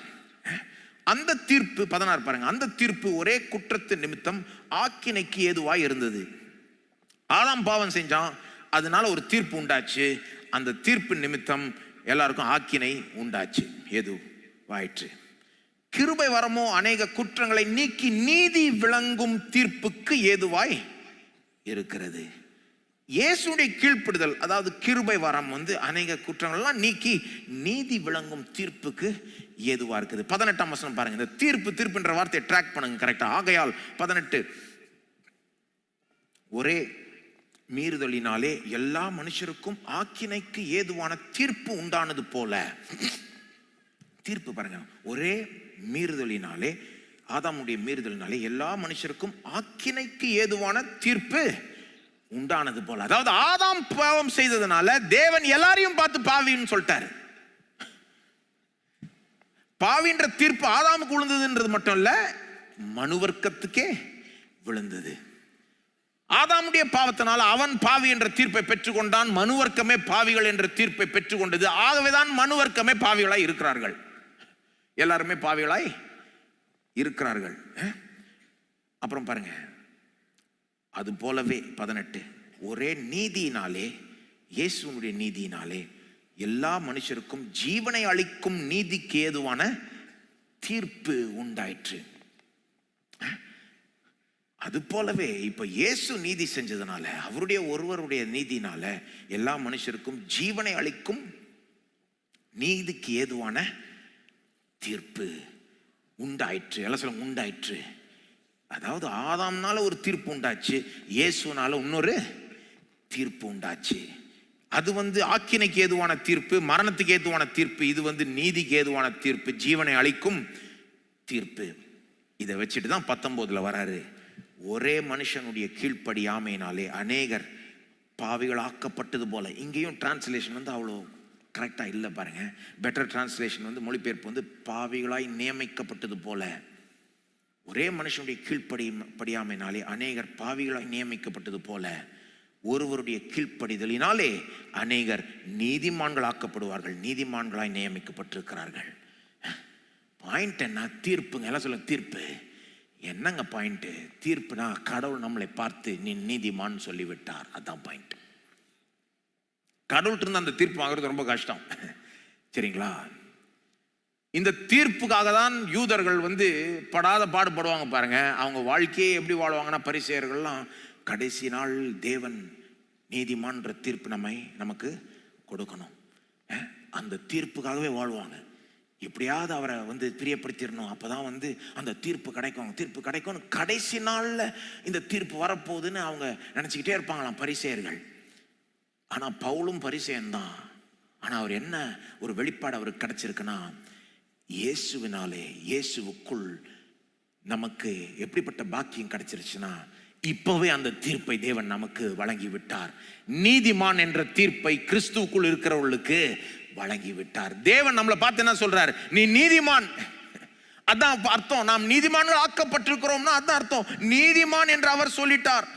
அப்படியே அந்த லாஜிக் வச்சு அப்படியே அடுத்த அதிகாரம் பாருங்க, ரோமர் 5:1 வாசித்தீங்கன்னா அந்த லாஜிக் வச்சு வாசித்து பாருங்க. இவ்விதமாய் நாம் விசுவாசத்தினாலே நீதிமான்கள் ஆக்கப்பட்டிருக்கிறபடியால், அர்த்தம் என்னது? நீதிமான் என்ற தீர்ப்பை பெற்றிருக்கிறபடியால், கடவுளே நம்மை அப்படி தீர்த்திட்டதுனால நாம் விசுவாசத்தினாலே நீதிமான்கள் ஆக்கப்பட்டிருக்கிறபடியால் நம்முடைய கர்த்தராகிய இயேசு கிறிஸ்து மூலமாய் தேவனிடத்தில் சமாதானம் பெற்றிருக்கிறோம். என்ன அர்த்தம்? இப்ப நமக்கு அவருக்கு எந்த பிரச்சனையும் இல்லை. அவர் தான் நம்மளை பார்த்து நீதிமான் சொல்லிட்டாரு. அவர் தான் நீதிமான் தீர்த்து விட்டாரு. அவர் தான் எல்லாத்துக்கும் நியாயாதிபதி, நீதிபதி. அவரே நீதிமான் சொல்லிட்டாரு. அப்ப நமக்கு தேவனுக்கும் நமக்கு சமாதானம் உண்டாயிற்று. 2ஆம் வசனம், அவர் மூலமாய் நாம் இந்த கிருபையில் பிரவேசிக்கும் ஸ்லாக்கியத்தை விசுவாசத்தினால் பெற்ற நிலை கொண்டிருந்து தேவ மகிமை அடைவோம் என்ற பாக்கியத்தினால் நம்பிக்கையினாலே மேன்மை பாராட்டுகிறோம். தேவனுக்கும் நமக்கும் சமாதானம் உண்டாயிடுச்சு. எந்த பிரச்சனையும் இல்லை, போறோம் இல்லை. இப்போ நாம கிருபையில் பிரவேசிக்கிறதுக்கு ஸ்லாக்கியத்தை பெற்றுக்கொண்டோம். அவர்கிட்ட தைரியமா போலாம். ஏன்னா அவர் தானே சொல்லிட்டாரு நீதிமான் சொல்லிட்டார்ல. அவர் என்ன பார்த்து நீதிமான் சொல்லிட்டதுனால அவருக்கும் எனக்கு எந்த பிரச்சனையும் இப்போ இல்ல, அதெல்லாம் தீர்க்கப்பட்டுருச்சு. அது மட்டும் இல்லை, இப்ப நான் தைரியமா அவர்கிட்ட போலாம். பிரவேசிக்கும் ஸ்லாக்கியம் எனக்கு கிடைச்சிருச்சு. தீர்ப்பு எல்லாம் சொல்லுங்க. தீர்ப்பு உங்களை குறித்த உங்களுடைய தீர்ப்பு என்னங்க? தேவன் உங்களை பார்த்து என்னன்னு சொல்றாரு? நீ நீதிமான் சொல்றாரு. நீ நீதிமான் சொல்றாரு. அதான் ரோமர் 8 கூட பவுல் சொல்ற. அந்த தீர்ப்புன்ற அர்த்தத்தை வச்சு நீங்க இதெல்லாம் வாசித்தீங்கன்னா அது வேற லெவல்ல புரியும் பாருங்க. ரோமர் 8:33 சொல்றாரு, தேவன் தெரிந்து கொண்டவர்கள் மேல் குற்றம் சாட்டுகிறவன் யார்? தேவனே அவர்களை நீதிமான்கள் ஆக்குகிறவர். ஆக்குகிறவர்னா திரும்ப மீனிங் அதை நீங்க இப்படி வாசித்து பாருங்க. யார் குற்றம் சாட்ட முடியும்? தேவனே அவர்களை நீதிமான் என்று தீர்த்து விடுகிறவர். தேவன் நீதிமான் சொல்றப்போ வேற யார் அப்படியே குற்றம் சாட்ட முடியும்? பிசாசு உங்களை குற்றம் சாட்ட முடியுமா? நரகமே உங்களை குற்றம் சாட்ட முடியுமா? நான் கேட்கிறேன், நீங்களே உங்களை குற்றம் சாட்ட முடியுமான்னு கேட்கிறேங்க. நீங்க சொல்ற வார்த்தை பெருசா, கடவுள் உங்களை குறித்து சொல்லுகிற வார்த்தை பெருசா? அவர் சொல்றார், கிறிஸ்துக்குள் இருக்கிற நீ கிறிஸ்துவ நம்புறியா, நீ நீதிமான் போன்றாரு. நம்புறீங்களா இல்லையா? பர்ஃபெக்ட் நீதிமான் சொல்றாரு, நம்புறீங்களா? இயேசுவை போல நீதிமான் சொல்றாரு, நம்புறீங்களா? நீங்க நீதி செஞ்சதுனால கிடையாது, இயேசு செஞ்சதுனால நீங்க நீதிமான் என்ற தீர்ப்பை பெற்றுக்கொள்கிறீர்கள். இதை உண்மையில நம்பணும்னா நம்ம எந்த ஒரு தைரியத்தோட தேவனை நெருங்குவோம், எந்த ஒரு தைரியத்தோட ஜெபிப்போம். இதை நம்ப வேண்டும். நம்மகிட்ட இருந்து தேவன் என்னங்க எதிர்பார்க்கிறாரு? இதை நம்பணும். சொல்லப்போனா இதெல்லாம் நமக்கு எப்படி பழிக்கும்னா, விசுவாசத்தினாலே. எல்லாம் சொல்லுங்க, விசுவாசத்தினாலே. எப்படி ஒருத்தர் நீதிமான் ஆக்கப்படுகிறார்கள் என்று வேதம் போதிக்கிறப்போ தெளிவாய் போதிக்குது. கிரியையினால் அல்ல, கிருபையினால, விசுவாசத்தை கொண்டு. கலாத்தியர் 2:15-16 வாசித்தீங்கன்னா 3 முறை சொல்றார் பவுல், கிரியையினால் அல்ல, இயேசு கிறிஸ்துவை பற்றும் விசுவாசத்தினாலேயே நாம நீதிமான்களாக்கப்படுகிறோம். விசுவாசத்தினாலே. கடைசியாக இதை சொல்லி முடிக்கிறேன். ரோமர் 4ஆம் அதிகாரத்தில் ஆபிரகாமுடைய உதாரணத்தை பவுல் கொண்டு வருகிறார். ஆபிரகாம் எல்லாம் போதிச்சுட்டு ஒரு உதாரணம் கொடுக்கிறார். சரி, ஆபிரகாம் பற்றி யோசித்து பாருங்கன்றார். ஆபிரகாம் எப்படி நீதிமானாக்கப்பட்டான், எப்படி நீதிமானாய் தேவனிடத்தில் அவன் விளங்கினான், தேவன் அவனை எப்படி நீதிமானாய் ஏற்றுக்கொண்டார், எப்போ ஏற்றுக்கொண்டார், எப்படி ஏற்றுக்கொண்டார், எப்போ ஏற்றுக்கொண்டார். அவன் கிரியையெல்லாம் நிறைய செஞ்ச பிறகு நீதிமானாய் அவனை ஏற்றுக்கொண்டாரா, அல்லது முன்னாலே ஏற்றுக்கொண்டாரா? நெற்கிரியை செஞ்சதுனால அவனை நீதிமானா ஏற்றுக்கொண்டாரா, அல்லது வேற விதமாய் ஏற்றுக்கொண்டாரா? அதுக்கு சொல்றாரு, ஆபிரகாமுடைய அந்த உண்மை சம்பவங்களை நீங்க கொஞ்சம் நினைப்பூட்டி பாருங்க. ஆபிரகாம் சிலர் நினைச்சுக்கிறாங்க, ஆபிரகாம் நல்லா எல்லாத்தையும் செஞ்சு குமாரனே ஈசாக்கையே பலியிட ஆயத்தமா இருக்கிறன்னு காமிச்ச பிறகுதான் தேவன் அவரை முழுமையா ஏற்றுக்கொண்டார், நீதிமானாய் ஏற்றுக்கொண்டார். ஆனா பைபிள் அப்படி போதிக்கவில்லை. சிலர் நினைச்சுக்கிறாங்க, ஆபிரகாம் ஏதோ தேவன் சொன்னதெல்லாம் கரெக்டா செஞ்சதுனால நீதிமானாய் ஏற்றுக்கொண்டார். ஆனா பைபிள் அப்படி போதிக்கல. சொல்ல போனா நீங்க பைபிள்ல பாத்தீங்கன்னா ஆதியாகமம் 15:6 ஆபிரகாம் நீதிமானாய் ஏற்றுக்கொள்ளப்படுகிறான். அவனுடைய விசுவாசமே அவனுக்கு நீதியாய் எண்ணப்பட்டது என்று எழுதப்பட்டிருக்கு. அதாவது விருத்த சேதனம் பெறத்துக்கு முன்னால, விருத்த சேதனம் யூதர்களுக்கு பெரிய விஷயம் பாருங்க. விருத்த சேதனம் தான், அதை செஞ்சாதான் தேவன் ஏற்றுக்கொள்வாருன்னு. ஆனா ஆபிரகாம் விருத்த சேதனம் பெறத்துக்கு முன்னால தேவனால் நீதிமானாய் ஏற்றுக்கொள்ளப்பட்டார். எல்லா மனசுலயும் ஆபிரகாம் போய் ஈசாக்க பலியிட போனார் இல்லையா, அதுதான் அவருடைய மிகப்பெரிய செயல். ஆனா அதெல்லாம் செய்யறதுக்கு முன்னாடியே அவர் நீதிமானாய் ஏற்றுக்கொள்ளப்பட்டார்.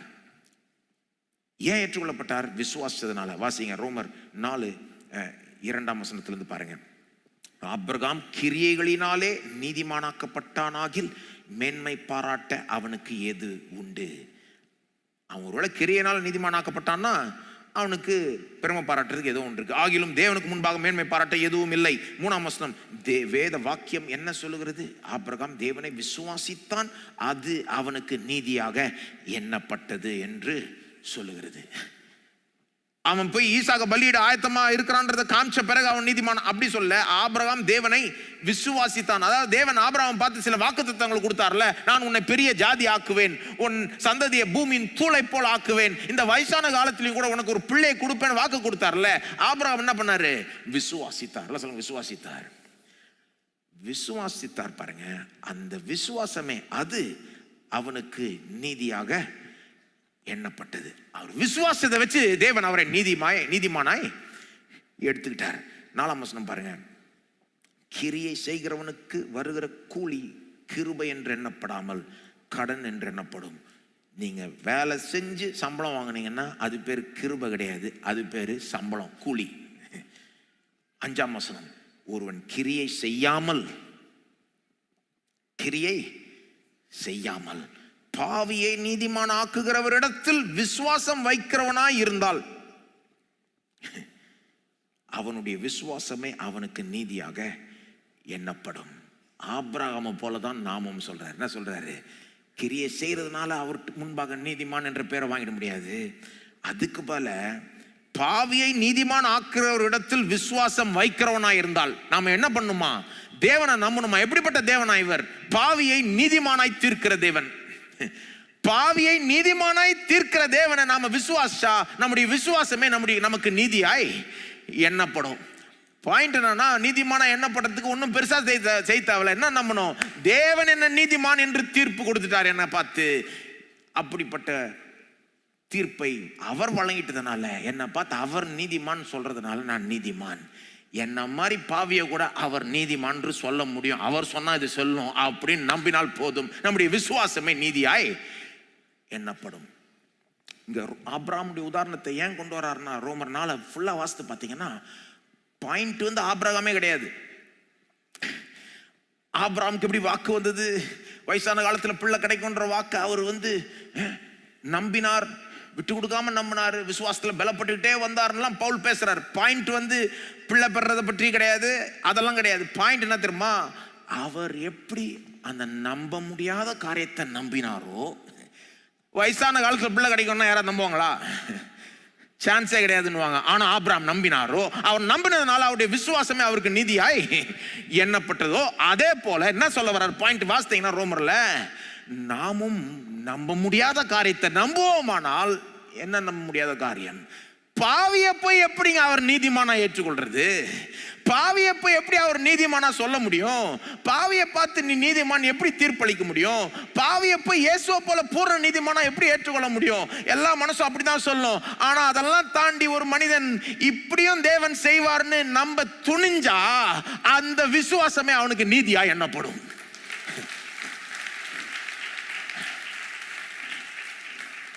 உலகமே சொல்ல, இது என்ன இது பைத்தியம். அவர் செஞ்ச நீதியை வச்சு நம்மளை நீதிமான் தீர்த்த முடியுமா? அவரு நீதிமான் ஏற்றுக்கொள்ள முடியுமா? அவரை போல பர்ஃபெக்டா நம்மளை பார்க்க முடியுமா? நாம ஜெபிச்சா இயேசுவினுடைய ஜெபத்தை கடவுள் கேட்கறது மாதிரி நம்ம ஜெபத்தை கேட்பாரா? நான் சொல்றேன், கேட்பார். இயேசுனுடைய ஜெபத்தை எப்படி அவர் கேட்கிறாரோ, கிறிஸ்துவுக்குள் இருக்கிறவருடைய ஜெபத்தையும் அவர் கேட்கிறார். இதை எல்லாருமே நம்ப மாட்டாங்க. அதான் பிரச்சனை. ஏன்னா இது ஒரு நம்ப முடியாத ஒரு காரியமா இருக்குது. அதாவது நம்புறதுக்கு கடினமான ஒரு காரியமா இருக்குது. இது மனிதனால சாத்தியம் இல்லாத ஒரு காரியம். வயசான காலத்துல மனுஷனுக்கு பிள்ளை பெற முடியாதுன்னு தான் உலகமே சொல்லும். ஆனா அதையும் தாண்டி ஆபிரகாம் நம்ப துணிஞ்சதுனால அவனுக்கு அது நீதியா எண்ணப்பட்டது. அதே போல உலகமே சொல்லும், பாவிகளை தேவன் நீதிமானாய் தீர்க்க முடியாது, ஏற்றுக்கொள்ள முடியாது, அரவணைக்க முடியாது, அவர்களை பூரண நீதிமான்களை போல நடத்த முடியாதுன்னு. ஆனா அதெல்லாம் தாண்டியும் என் மனசுல இருக்கிற சத்தங்கள், பிசாசு சொல்ற வார்த்தைகள், எல்லாருடைய எண்ணங்கள் எல்லாத்தையும் தாண்டி நான் தேவனை நம்ப துணிஞ்சால் அந்த நம்பிக்கை, அந்த விசுவாசமே எனக்கு நீதியா எண்ணப்படும். யார் நம்ப துணிறீங்க? Dare to believe in the God who justifies the ungodly. இதுதான் the glory of the gospel. பாவியை பார்த்து தேவன் சொல்றாரு, நீ நீதிமான். அப்படி என்ன செஞ்சிட்டான்? ஒன்னும் செய்யல. இயேசு செஞ்சார், நீ நீதிமான். இயேசு பர்ஃபெக்டா வாழ்ந்தார், நீ பர்ஃபெக்ட்ன்றாரு. இயேசு எல்லாத்தையும் சாக்ரிஃபைஸ் பண்ணாரு, நீ நீதிமான்றாரு. சுயமா கடவுளுக்கு முன்பாக நிற்கிறதுக்கு எனக்கு தகுதியே இல்லை. ஆனாலும் தேவன் என்ன பண்றாரு? எல்லா தகுதியும் கொடுத்துட்றாரு. இப்போ அவர் பார்த்து என்ன சொல்றாரு? உனக்கு தகுதி இருக்கு, வான்றாரு. நீ நீதிமான், என் பார்வையில நீ நீதிமான். யார் என்ன சொன்ன? நீ என் பார்வையில நீதிமான். ஏன்? நீ கிறிஸ்துவ நம்புற, கிறிஸ்துவுக்குள் இருக்கிற, கிறிஸ்துவனாலே கிறிஸ்துவுக்குள், கிறிஸ்துவ மூலமா நீ நீதிமான். தைரியமா வான்றார். இது உண்மையிலே நம்ம நம்ப துணிஞ்சோம்னா எவ்வளவு தைரியத்தோட போவோம், எவ்வளவு தைரியத்தோட ஜெபிப்போம், எவ்வளவு தைரியத்தோட வாழுவோங்க. தேவனுடைய பார்வையில் நாம் நீதிமான்கள். நம்மை குற்றம் சாட்டுகிறவன் யார்? எல்லோரும் எழுந்து நிற்போம்.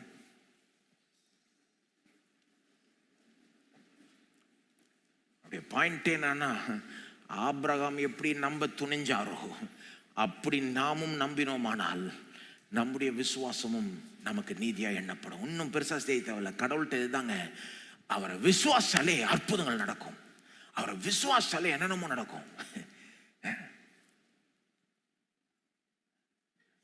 நம்ப துணிங்க, கொஞ்சம் டேரிங்கா நம்புங்க. தேவன் உங்களை எப்படி பார்க்கிறார்? இயேசுவை பார்க்கறது போல பார்க்கிறார். இயேசுவை பார்க்கறது போல பார்க்கிறார். உங்கள்கிட்ட இருக்கிற பிழையை பார்க்கணுன்னா அவர் பார்க்கலாங்க, அவருக்கு தெரியாதா? அதெல்லாம் பார்க்காம இயேசுவை பார்க்கறது போல பார்க்கறாரு. நீங்க அவருடைய பார்வையில் பர்ஃபெக்டா இருக்கிறீங்க. அது ஒருபோதும் மாறாது. ஒரு நாள் உங்களை ஆக்சுவலா கேரக்டர்லயே பர்ஃபெக்ட் ஆகிடுவாரு, நடத்தையிலையும் பர்ஃபெக்ட் ஆக்கிடுவார். ஆனா அதை வச்சு உங்களை இப்ப பர்ஃபெக்டா ஏற்றுக்கொள்றது இல்லை, இயேசுனுடைய நீதியை வச்சு ஏற்றுக்கொள்கிறார். சொல்லப்போனா அவர் ஒருத்தரை பார்த்து நீதிமான் தீர்ப்பு கொடுத்துட்டா ஒரு நாள் அவன் நீதிமான் ஆயிடுவான். இல்லாதவைகளை இருக்கிறது போல அழைக்கிற தேவன். வெளிச்சம் உண்டாக கிடக்குன்னா வெளிச்சம் உண்டாயிடும். நீ நீதிமான் சொன்னதுனால நீதிமான் ஆயிடுவாங்க. ஆனா அது பாயிண்ட் இல்ல. அவர் என்ன பார்த்து நீதிமான் சொல்லிட்டாரு. இந்த பரிசுத்த தேவன் என்ன பார்த்து நீதிமான் சொல்லிட்டாரு என்றதை என் உள்ளம் ஏற்றுக்கொள்ள வேண்டும், நம்ப வேண்டும். அவர் சொன்ன வார்த்தை தான் கணக்கிடப்பட வேண்டும். மற்றவங்க சொல்றது முக்கியமே கிடையாது, உலகம் சொல்றது முக்கியமே கிடையாது, பிசாசு சொல்றது முக்கியமே கிடையாது, நான் சொல்வதும் முக்கியமே கிடையாது. தேவன் நான் நீதிமான் தீர்ப்பை வழங்கிவிட்டார். ஸ்தோத்திரம் ஆண்டவரே, உம்முடைய தீர்ப்பை நாங்கள் ஏற்றுக்கொள்கிறோம். தகுதி இல்லைன்னு நினைக்கிறவர்கள் இதை ஏற்றுக்கொள்ளட்டும் ஆண்டவரே. நீர் அவளை பார்த்து சொல்லுகிறீர், எனக்கு முன்பாக வர்றதுக்கு உனக்கு தகுதி இருக்கு, வா, நான் தகுதிப்படுத்தியிருக்கிறேன், நீ வான்னு சொல்லுகிறீர். ஆகவே தைரியம் இல்லாதவர்களுக்கு தைரியம் உண்டாகட்டும் ஆண்டவர் இயேசுவின் நாமத்தில். தவறான ஒரு தைரியம் உடையவர்களுக்கு ஆண்டவரே அதெல்லாம் போய் கிறிஸ்துவின் மீது மட்டும் நம்பி கிறிஸ்துவனுடைய ரத்தம், கிறிஸ்துவனுடைய நீதியை மட்டும் நம்பி அதன் அடிப்படையில் உம்மாண்டை வர அவர்களை நடத்துவீராக. தைரியமாய் உம்மை ஜெபிக்க இப்பொழுதும் ஆண்டவரே என்னுடைய விண்ணப்பங்களை நீர் கேட்பீராக. ஸ்தோத்திரம் ஆண்டவரே, ஸ்தோத்திரம் ஆண்டவரே, மை ஸ்தோத்தரிக்கிறோம். எங்களை எந்த அளவுக்கு நீர் நேசிக்கிறீர், அன்பு கூறுகிறீர், எல்லா தகுதியும் கொடுத்து தைரியமா வான்னு சொல்லுகிறீரே. நன்றி ஆண்டவரே. ஓ தேவனே, இதனுடைய மேன்மையை மகிமையை புரிந்து கொண்டு இதன் வெளிச்சத்தில் வாழ கிருபை செய்யும். என்ன வேணுமானாலும் உம்மண்டை தைரியமா வந்து கேட்டு பெற்றுக்கொள்ள உதவியை பெற்று வாழ எங்களை நடத்தும் ஆண்டவரே. உடைய ஜனங்களை தொடர்ந்து ஆசீர்வதியும். உடைய நாமத்தை மகிமைப்படுத்திக் கொள்ளும். இயேசுவின் நாமத்தில் ஜெபிக்கிறோம், ஆமென். உடைய கர்த்தராகிய இயேசு கிறிஸ்துவுடைய கிருபையும் பிதாவாகிய தேவனுடைய அன்பும் பரிசுத்த ஆவியானவருடைய ஐக்கியமும் நம்மோடு இன்றைக்கும் என்றைக்கும் இருப்பதாக, ஆமென்.